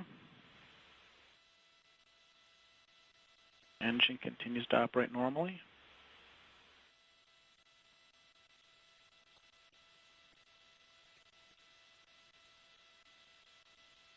Quick look at other vehicle parameters. Tank, propellant tank and bottle pressures look good, as do battery voltages. Vehicle rates are normal.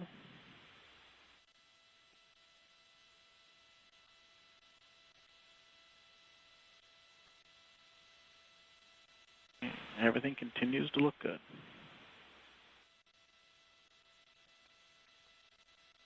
Chamber pressure, lock pump discharge, and inventory inlet pressure are right as expected.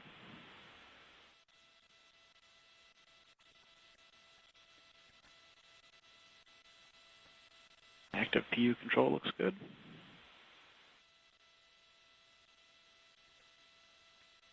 One minute to a nominal MECO.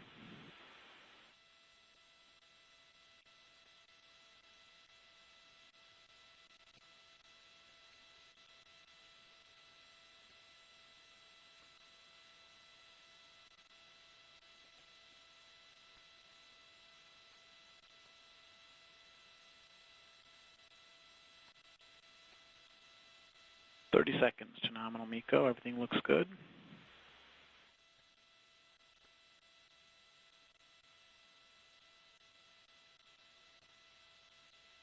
And PU has gone open loop. Coming up on MECO.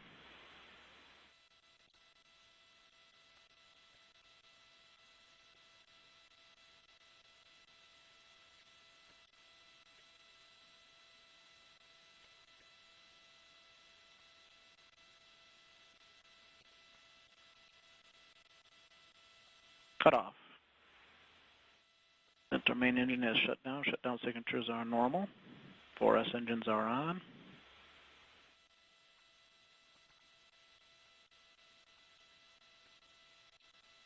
The vehicle is maneuvering to its PTC attitude.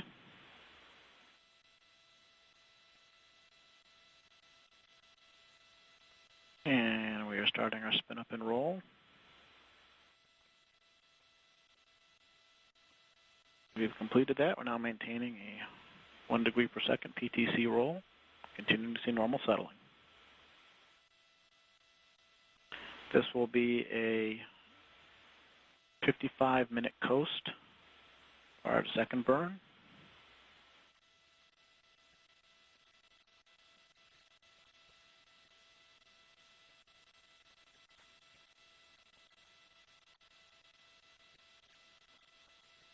And we continue to see our expected maneuvering of the vehicle for coast phase.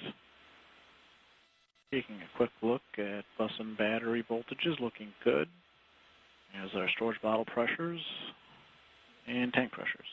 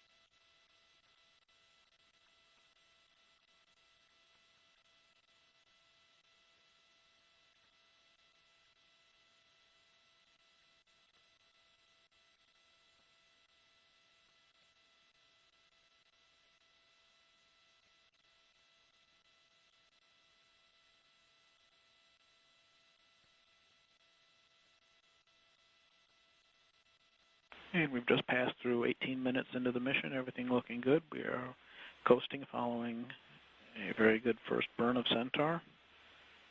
And continuing to see expected maneuvering for coast phase. Bus battery voltages look good. tank and bottle pressures look good.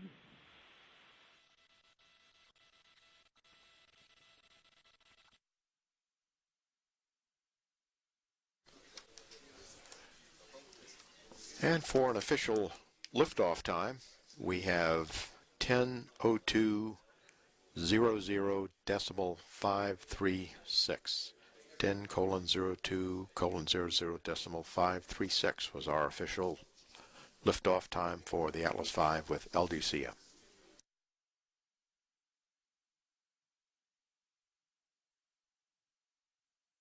In just a moment, we'll be doing launch replays from different camera sites around Vandenberg.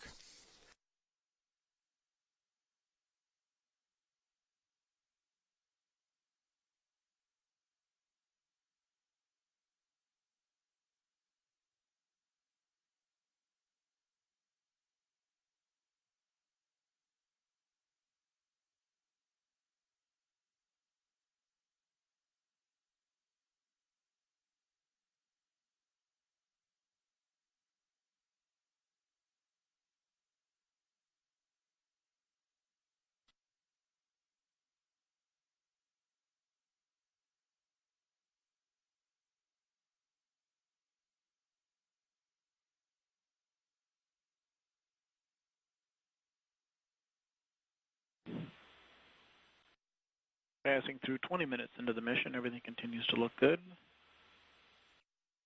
Seeing expected data dropouts due to the PTC roll as expected. Vehicle systems look nice and stable. Pitch and yaw have nulled out. And we continue to see our 1 degree per second PTC roll.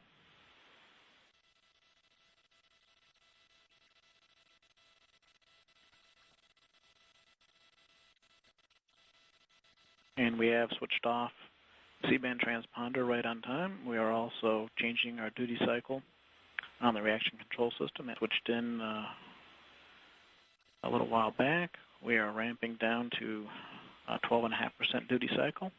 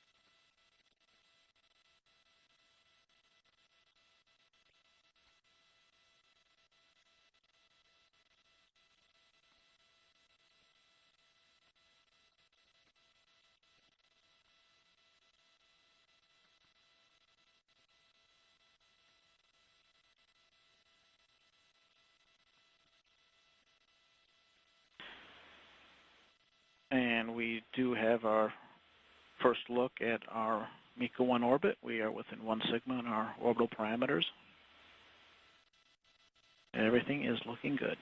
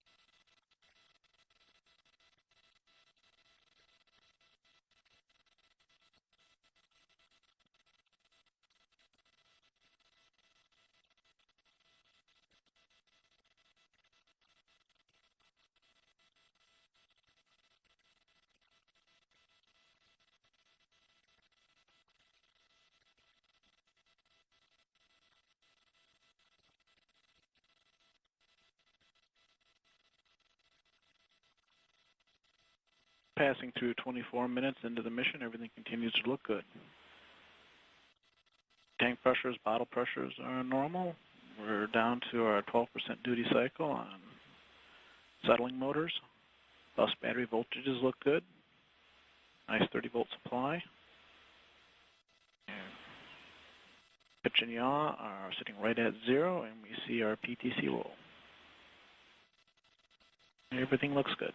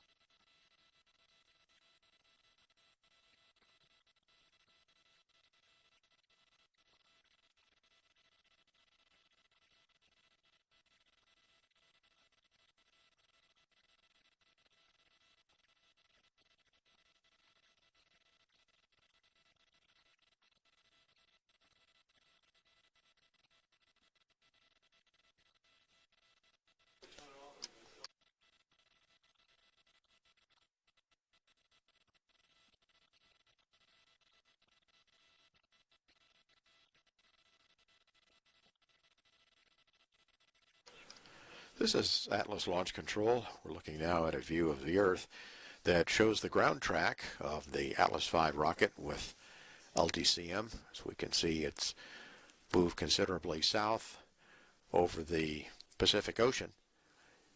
And we can see with this image that it shows where the daylight area is, and off to the right is the area of the Earth that's in darkness. And later, the spacecraft will be following this track, but we'll be coming back northward, and we'll be entering that area of darkness that we see, coming back over the North Pole, and then down over the Pacific again, back into daylight. And you can see where the rocket is with the flashing green icon.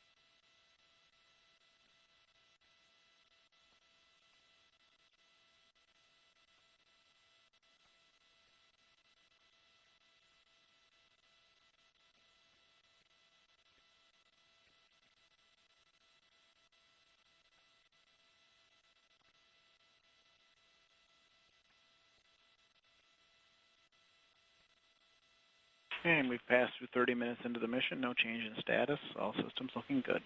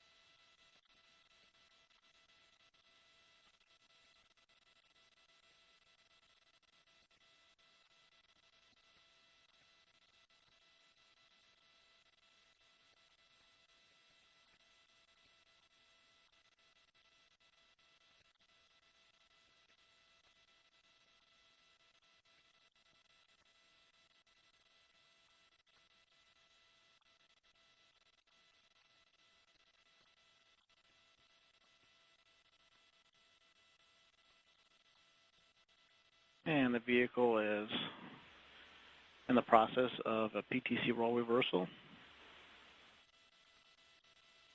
We are heading down to a -1 degree per second roll.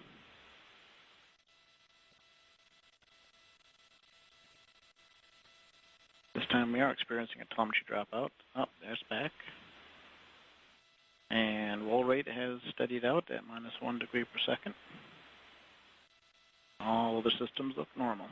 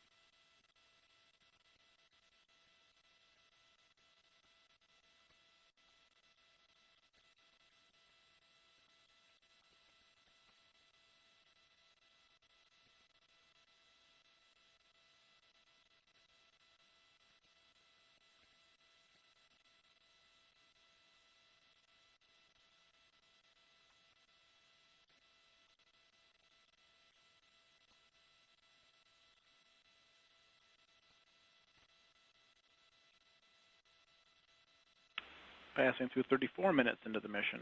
No change in status. Everything looks good. Plus battery voltages right where they're supposed to be, as are tank and helium bottle pressures.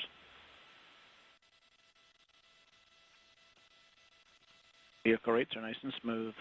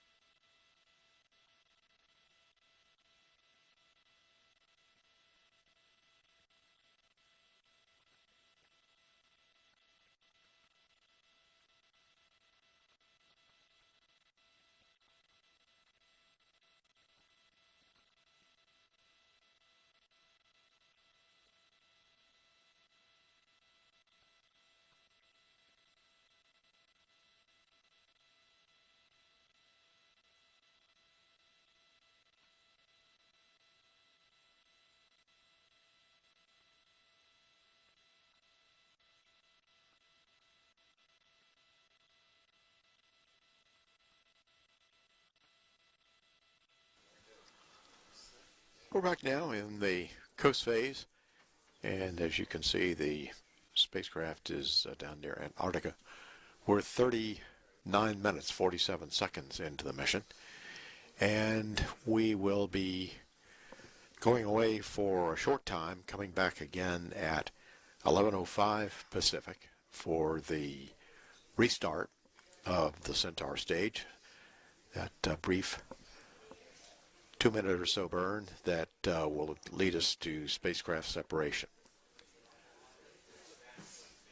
So at this time, we will take a pause in our coverage and come back at 11:05 Pacific time to resume coverage of the launch of the Landsat Data Continuity Mission.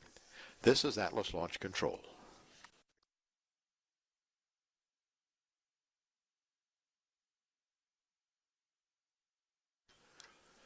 This is Atlas Launch Control. We're 1 hour, 3 minutes, 30 seconds into the flight of the Atlas V with LDCM. We're getting ready for the restart of the Centaur stage. They're beginning to send commands for the reorientation of the Centaur into the burn attitude. And there will be some checkout of the propulsion system. And we'll see some indications here in about a minute or so of the change in the vehicle attitude. But at this point, we will go back to Rob Gannon in the telemetry lab for United Launch Alliance, our telemetry engineer, and listen to what he is seeing on his screens as data comes in through the Tracking and Data Relay satellite system. And when we get to spacecraft separation, we'll also be getting coverage from the Oak Hangar tracking station in England.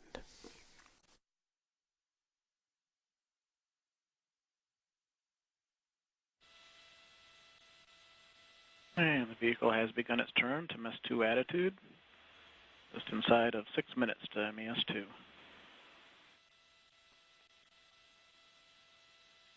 Quick scan of other critical vehicle parameters show expected levels and trends. Everything looks good.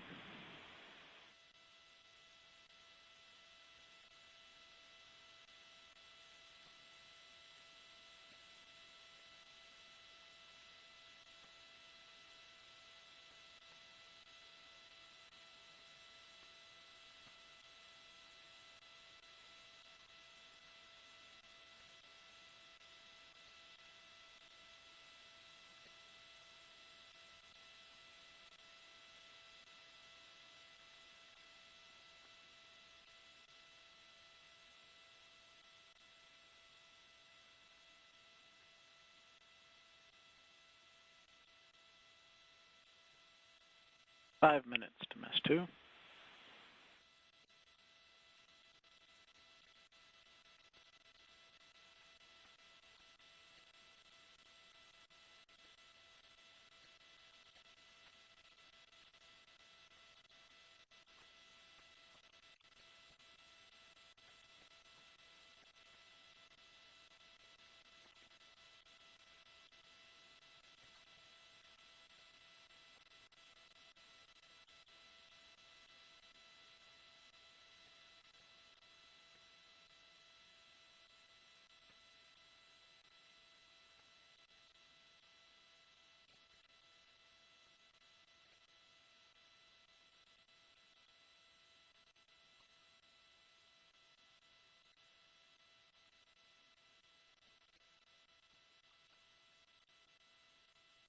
Four minutes to MES-2. The vehicle continues to reorient to a MES-2 attitude.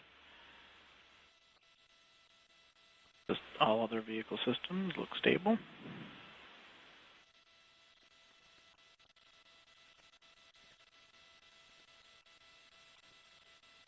Approximately 20 seconds, we expect to begin to despin from our PTC roll rate.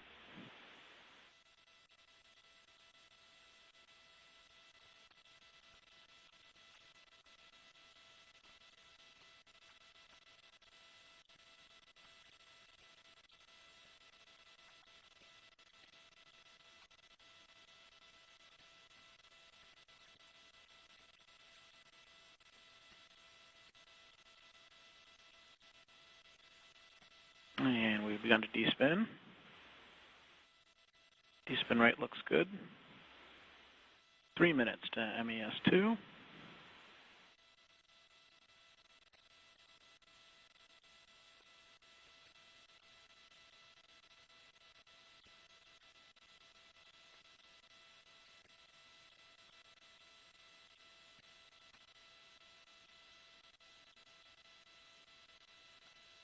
And now vehicle's rolling for telemetry optimization.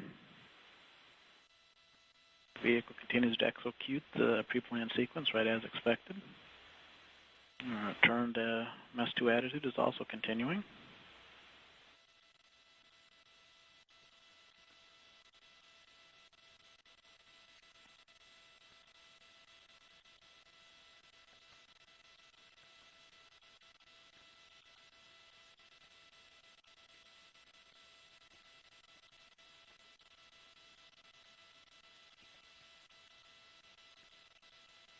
Uh, 2 minutes to second burn. Vehicle maneuvering continues.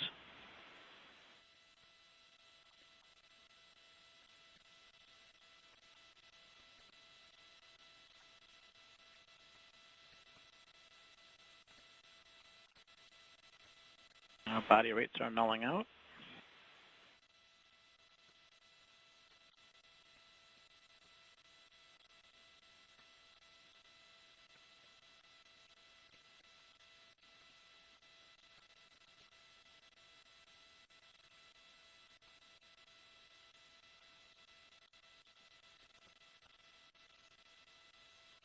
And we're pressurizing propellant tanks in preparation for second burn.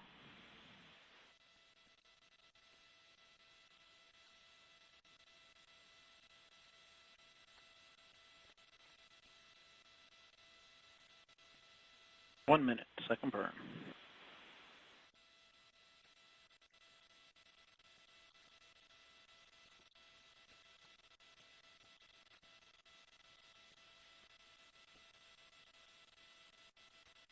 Coming up on LH2 pre-start. Valves open.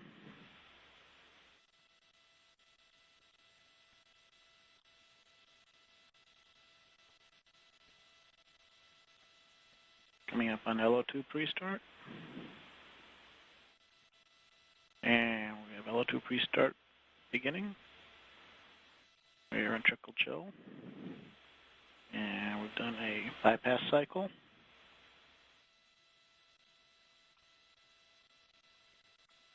U valve to start position. Continuing to execute our bypass cycles.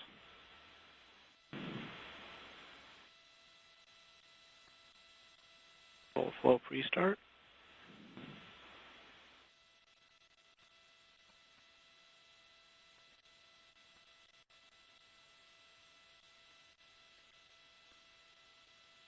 And the engine's up and running normally. Good start transient. Vehicle smoothly accelerating at 1G. PU's moving to fixed angles.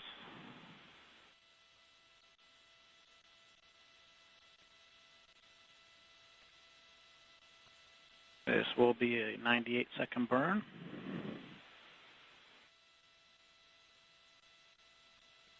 We have closed loop control on PU, controlling normally.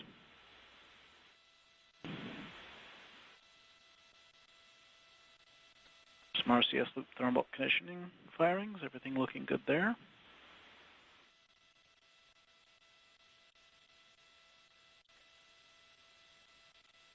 Coming up on 30 seconds to MECO 2. Good operating pressures on the main engine.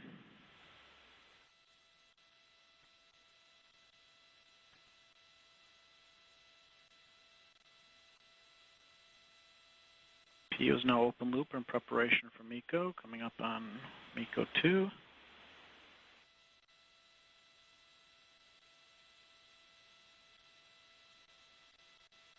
Cutoff. Normal shutdown signature. 100% settling on. And we have our SV command going out as expected. Both the primary and backup precept commands are going. We are reorienting to spacecraft SEP attitude. This will be slightly over a 6-minute coast to spacecraft SEP.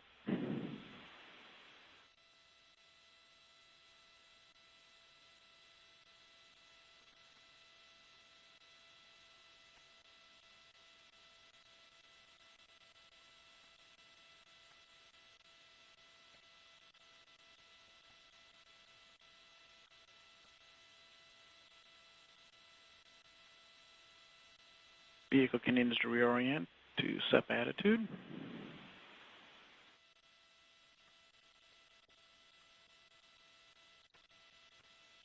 Vehicle parameters look good. Inside of 5 minutes to spacecraft SEP. And we're now seeing some video from the onboard system.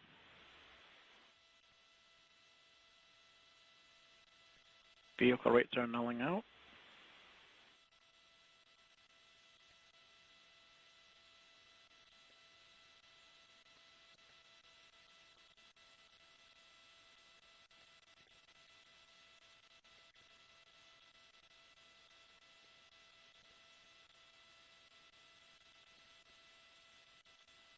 And we are coasting normally. We did shut off the precept command right on time.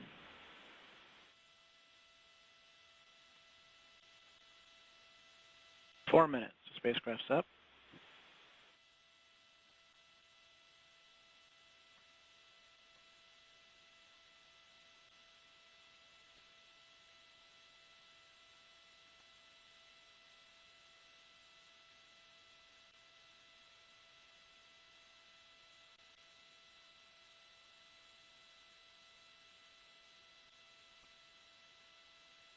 And we're venting the hydrogen tank.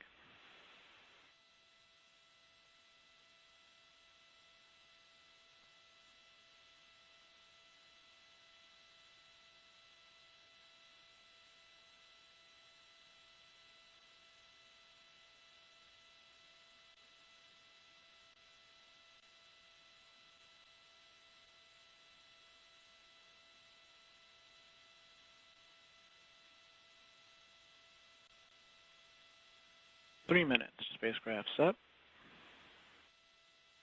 And reduction in pressure in the fuel tank is completed. Stabilizing right where we expected. We have nulled body rates. Everything is looking good.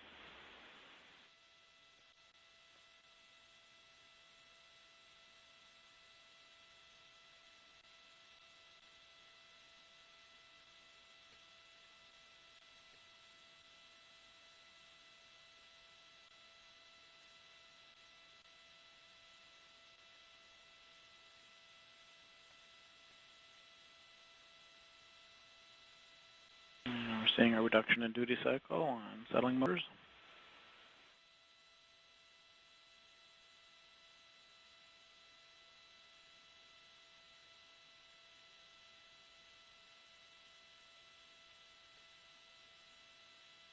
Two minutes to spacecraft SEP.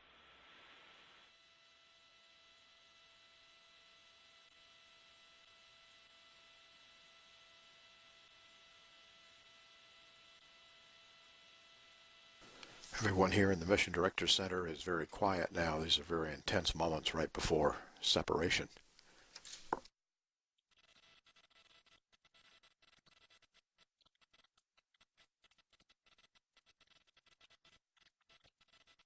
"90 seconds to spacecraft separation.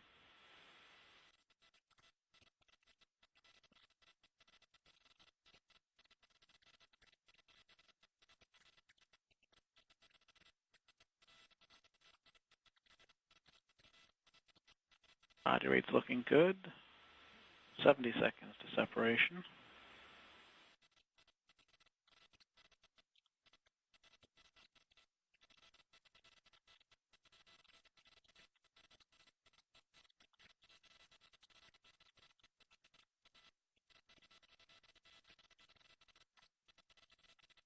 50 seconds to SEP.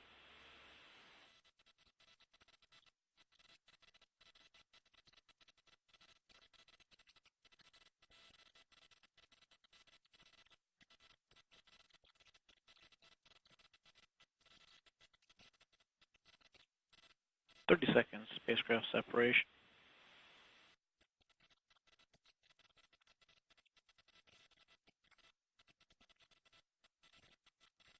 20 seconds. We've begun our pre-compensation maneuver, coming up on spacecraft separation.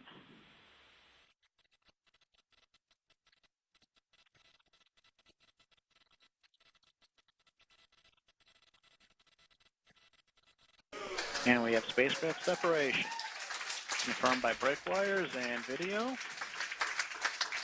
Normal separation signature. And the vehicle has despun from the pre-compensation maneuver. Great.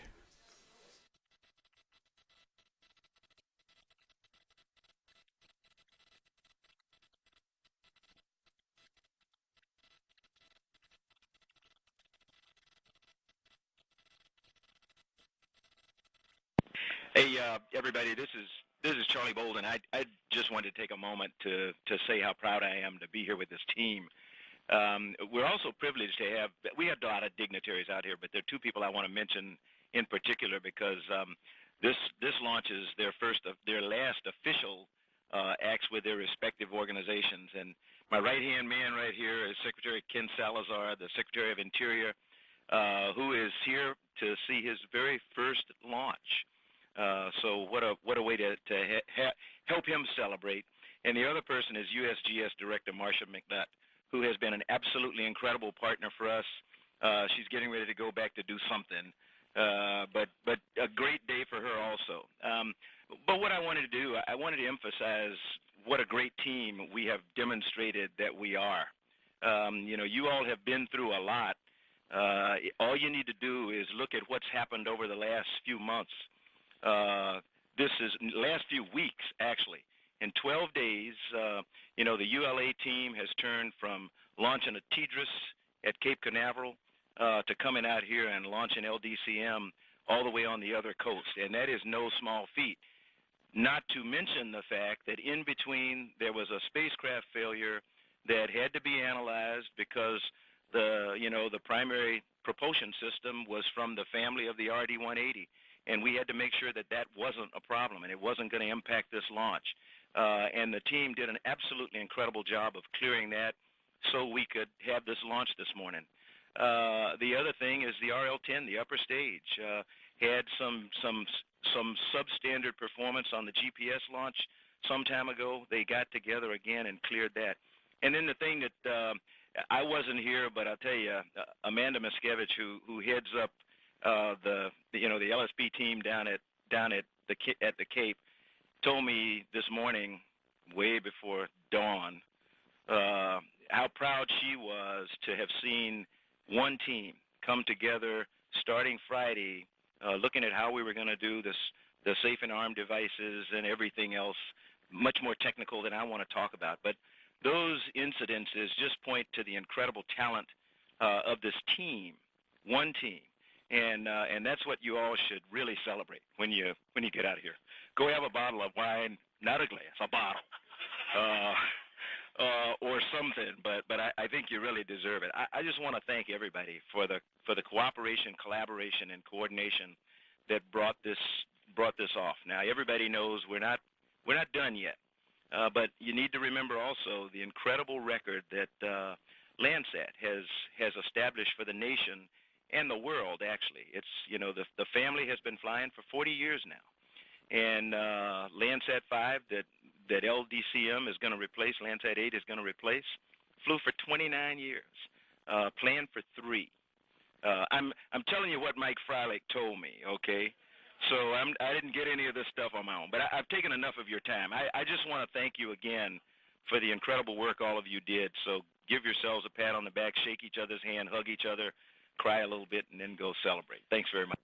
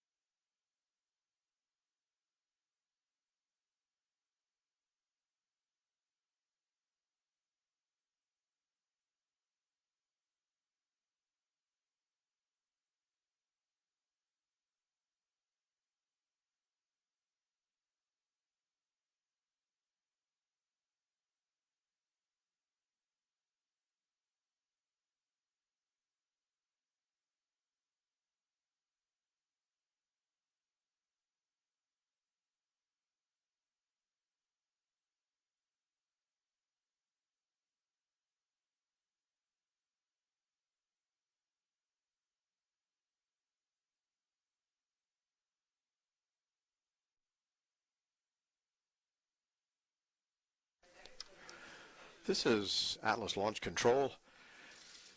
We've had a successful spacecraft separation from the Atlas V. Right now we are awaiting Tim Dunn, who was our assistant launch director, who will do an interview with us and discuss some about how the countdown and the flight went. And we are attempting to get some data on the solar array deployment, whether or not the arrays have actually deployed from the LDCM spacecraft. So that is coming up, and we'll be right back very shortly with our assistant launch director, Tim Dunn.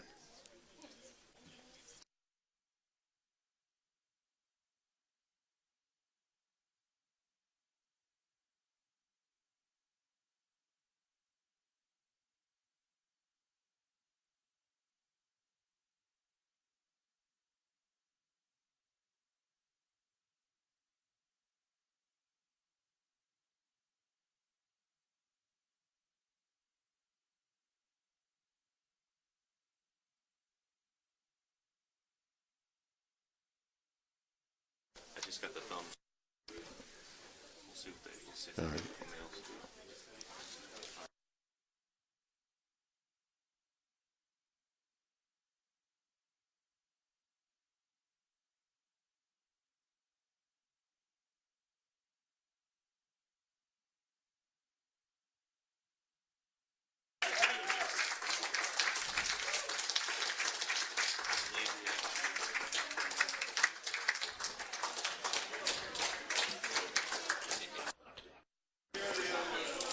This is Atlas Launch Control, and we have a reaction from the team here in the Mission Director Center, which we're going to get Tim Dunn, who is our Assistant Launch Director, to tell us what that's about, because there was certainly some smiles and some handshakes and jubilation here when we got the word of this latest event. Tell us, Tim, what you've learned about the statuses of LDCM.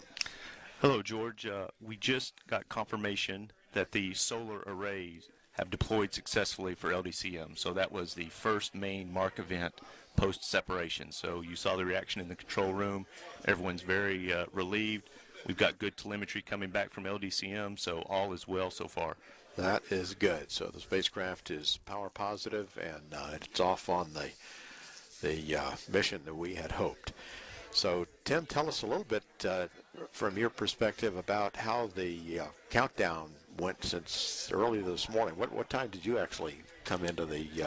Well, I got in about 3:30 a.m. local time here at Vandenberg. But first, I'd like to say I'm speaking, obviously, on behalf of Omar Baez. Omar is the launch director for this mission. Here at Vandenberg, we have a slightly different configuration for our launch team. That's right. Where we have kind of spread out. Senior management on the north part of the base in the remote launch control center along with ULA. And then we have our engineering team here in Building 836 on South Vandenberg. So I was able to work the countdown with Omar and come down here just before confirmation of spacecraft SEP. And I'm glad to be here with you. So just a few notes about today's countdown. How things went, right. Yeah, things could not have gone better today, George. It really was an absolutely smooth countdown. And that's a testament to our incredible Atlas V team, both government and contractor. You didn't hear much offline discussion. Yeah, there was virtually. I'll run down each of the components of our team today. For weather, we thought we might be dealing with a little bit of cool temperatures going into cryo tanking, but we didn't even have that. We were well above our cryo limit as we went into tanking. Upper level winds were green for flight. The range, I'll compliment the 30th Space Wing range team. Colonel Armagno has an exceptional team here at Vandenberg Air Force Base. We love coming out to Vandenberg, and absolutely no range issues today. And the launch vehicle, that Atlas V, it's a workhorse for us, and it absolutely performed beautifully today.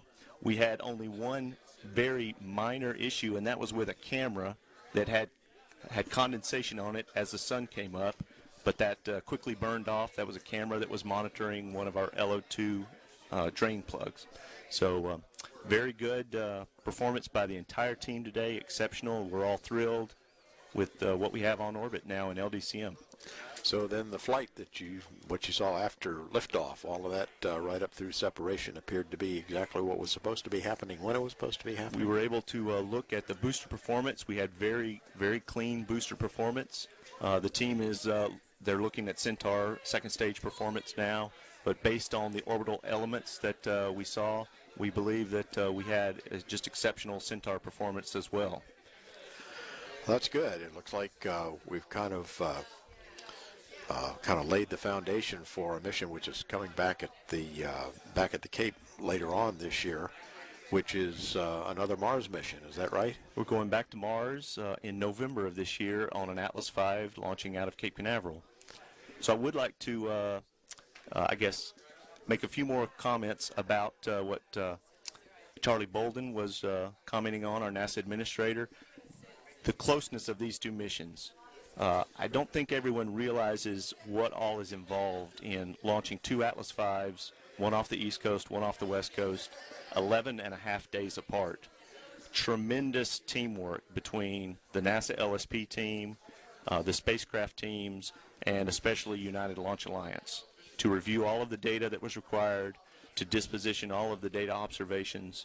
Just exceptional work, George. And then as we approached the last few days of getting ready for LDCM, completing FRR, working through a few last-minute issues Thursday night and Friday, having the LRR on Friday, coming back as a reconvene on Saturday. Just, I can't compliment the launch team enough. Just exceptional work.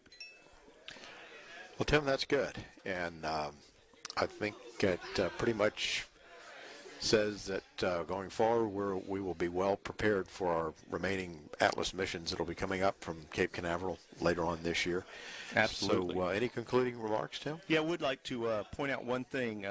As Omar and I were in the Remote Launch Control Center this morning, we noticed there was a drawing on the wall in the break room.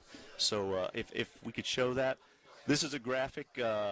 A young lady at one of the local high schools here near Vandenberg Air Force Base drew this, and this is obviously the Atlas V, and it's got some wonderful words wishing the launch team best luck. And what I wanted to point out is that she says that the Atlas V launching here and what the men and women here at Vandenberg and particularly United Launch Alliance do really inspire her and her classmates. And I wanted to tell Annalise that you inspire us. We were really moved when we saw this. So keep doing what you're doing. I know you're in the robotics club here in the local high school. And your note says that your school was watching the launch, so hopefully we put a good show on for you and your classmates.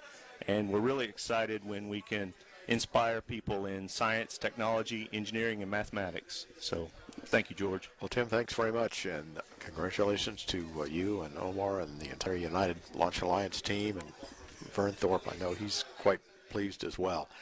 So thank you once again, and we'll see you back at Cape Canaveral. Great. Thank you, George. This is Atlas Launch Control.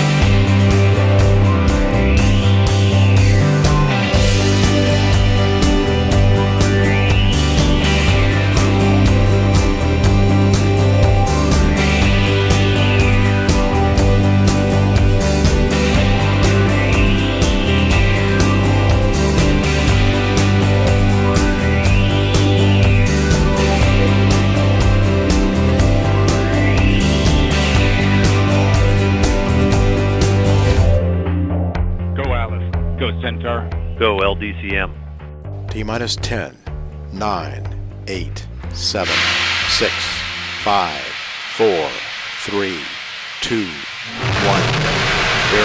Have ignition and liftoff of the Atlas V rocket on the Landsat Data Continuity Mission.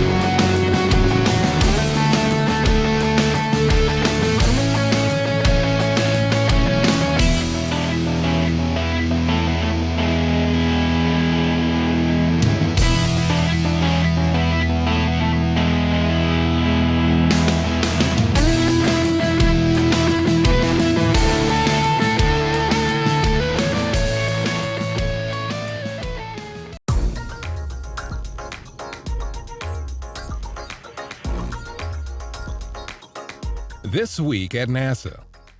4, 3, 2, 1, 0. Have ignition and liftoff. NASA's Landsat Data Continuity Mission satellite was successfully launched from California's Vandenberg Air Force Base on Monday. LDCM, a joint NASA and U.S. Geological Survey mission, is the 8th satellite in the Landsat series, which began in 1972. The mission extends the longest continuous data record of Earth's surface as viewed from space, data critical in areas such as energy and water management, forest monitoring, environmental health, urban planning, disaster recovery, and agriculture. Most of our satellite instruments are Also at Vandenberg Air Force Base for Landsat launch activities, NASA followers on Twitter and other social media. The group heard details about the mission from the Landsat science and engineering teams and received behind-the-scenes tours of Vandenberg Air Force Base facilities. A NASA Social is an informal meeting of people who use social networking sites such as Twitter, Facebook, and Google+. Participants at these events are provided a unique in-person experience by NASA, which they are encouraged to share with others through their favorite social network. And we have liftoff of the 50 Progress vehicle. An unpiloted Russian resupply ship launched to the International Space Station from the Baikonur Cosmodrome in Kazakhstan at 9:41 a.m. Eastern Standard Time on February 11. The Progress cargo craft was loaded with almost 3 tons of food, fuel, supplies, and experiment hardware for the 6 crew members on the orbiting complex. The new Progress vehicle launched on an accelerated rendezvous to the station, becoming the 3rd consecutive Progress craft to test this fast-track approach of making a trip to the ISS. It won't be long before an asteroid named 2012 DA14 makes its extreme flyby of our planet. About half the size of a football field, DA14 should come within 17,200 miles of Earth on February 15th. Although the space rock will pass within the orbit of many of our geosynchronous satellites, scientists in NASA's Near-Earth Object Program Office say there's no danger of a collision. Still, they're keeping a close eye on DA14. Even though it's getting very close, it won't reach naked eye visibility. But if you have a pair of binoculars and you know where to look, and you happen to be located in Eastern Europe, Asia, or Australia, you can observe it going from the south to the north, passing closest approach over Indonesia. Closest approach is estimated for 2:24 p.m. Eastern Standard Time Friday. NASA TV's live coverage from the Jet Propulsion Laboratory in Pasadena begins at 2 p.m. Eastern Standard Time.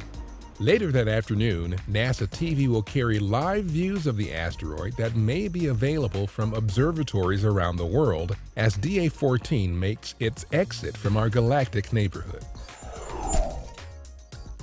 NASA's Deep Impact spacecraft has acquired its first images of a comet believed to have quite the bright future.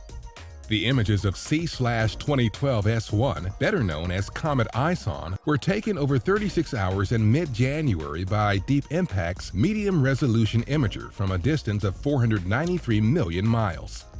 Many scientists anticipate that Comet ISON will put on a brilliant show this fall when the space-borne conglomeration of dust and ice passes through the inner solar system. The core satellite of the Global Precipitation Measurement Mission, GPM, has successfully completed rigorous testing at the Goddard Space Flight Center. The satellite spent more than 2 months in a thermal vacuum chamber exposed to extreme heat and cold to simulate the harsh conditions of space. GPM is an international network of satellites that will provide global data about rain and snowfall every 3 hours.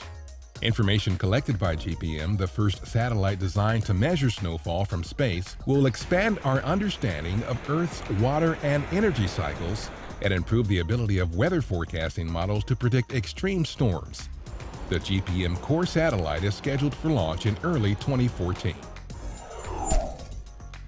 More than 50 journalists and social media followers visiting the Dryden Flight Research Center and its Palmdale Operations Facility learned how a small fleet of highly specialized aircraft supports NASA's Earth Science and Environmental Mission.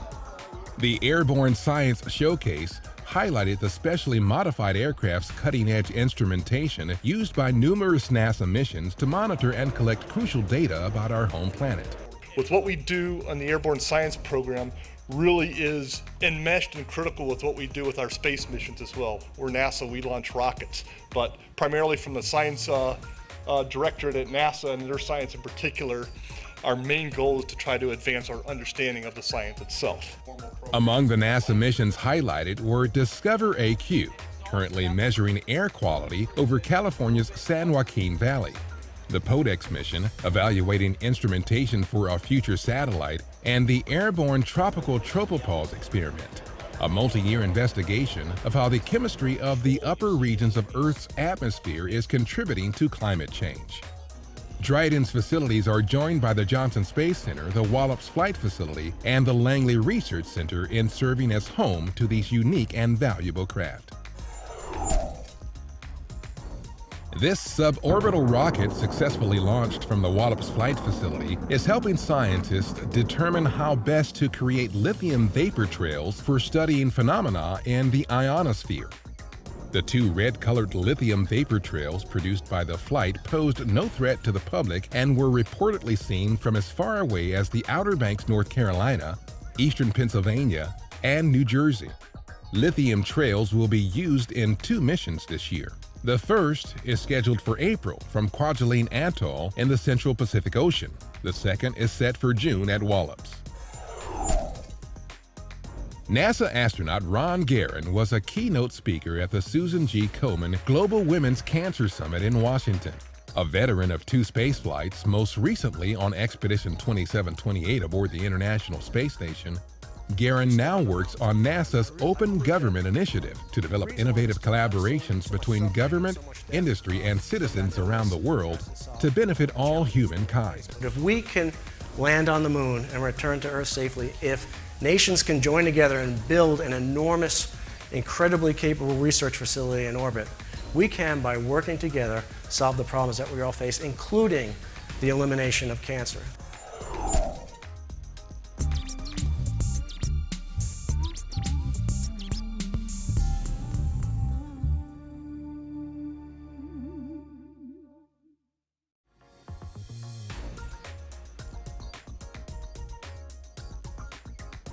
My name is Clayton Turner. I'm Chief Engineer at NASA Langley Research Center. I'm responsible for the engineering excellence of all of our projects and activities here at the center, and also for promoting the disciplines across the engineering directorate. So diversity for me is bringing in fresh thought and ideas. The more fresh thought from different perspectives you can bring to a problem, the more solutions you can have to that problem. We have many challenges across the nation, and those are best solved with a diverse set of thought. If we get stuck in one mindset or one set of backgrounds to solve a problem, we may try to do the same solutions over and over. And a new set of ideas may come in for something we never thought of before.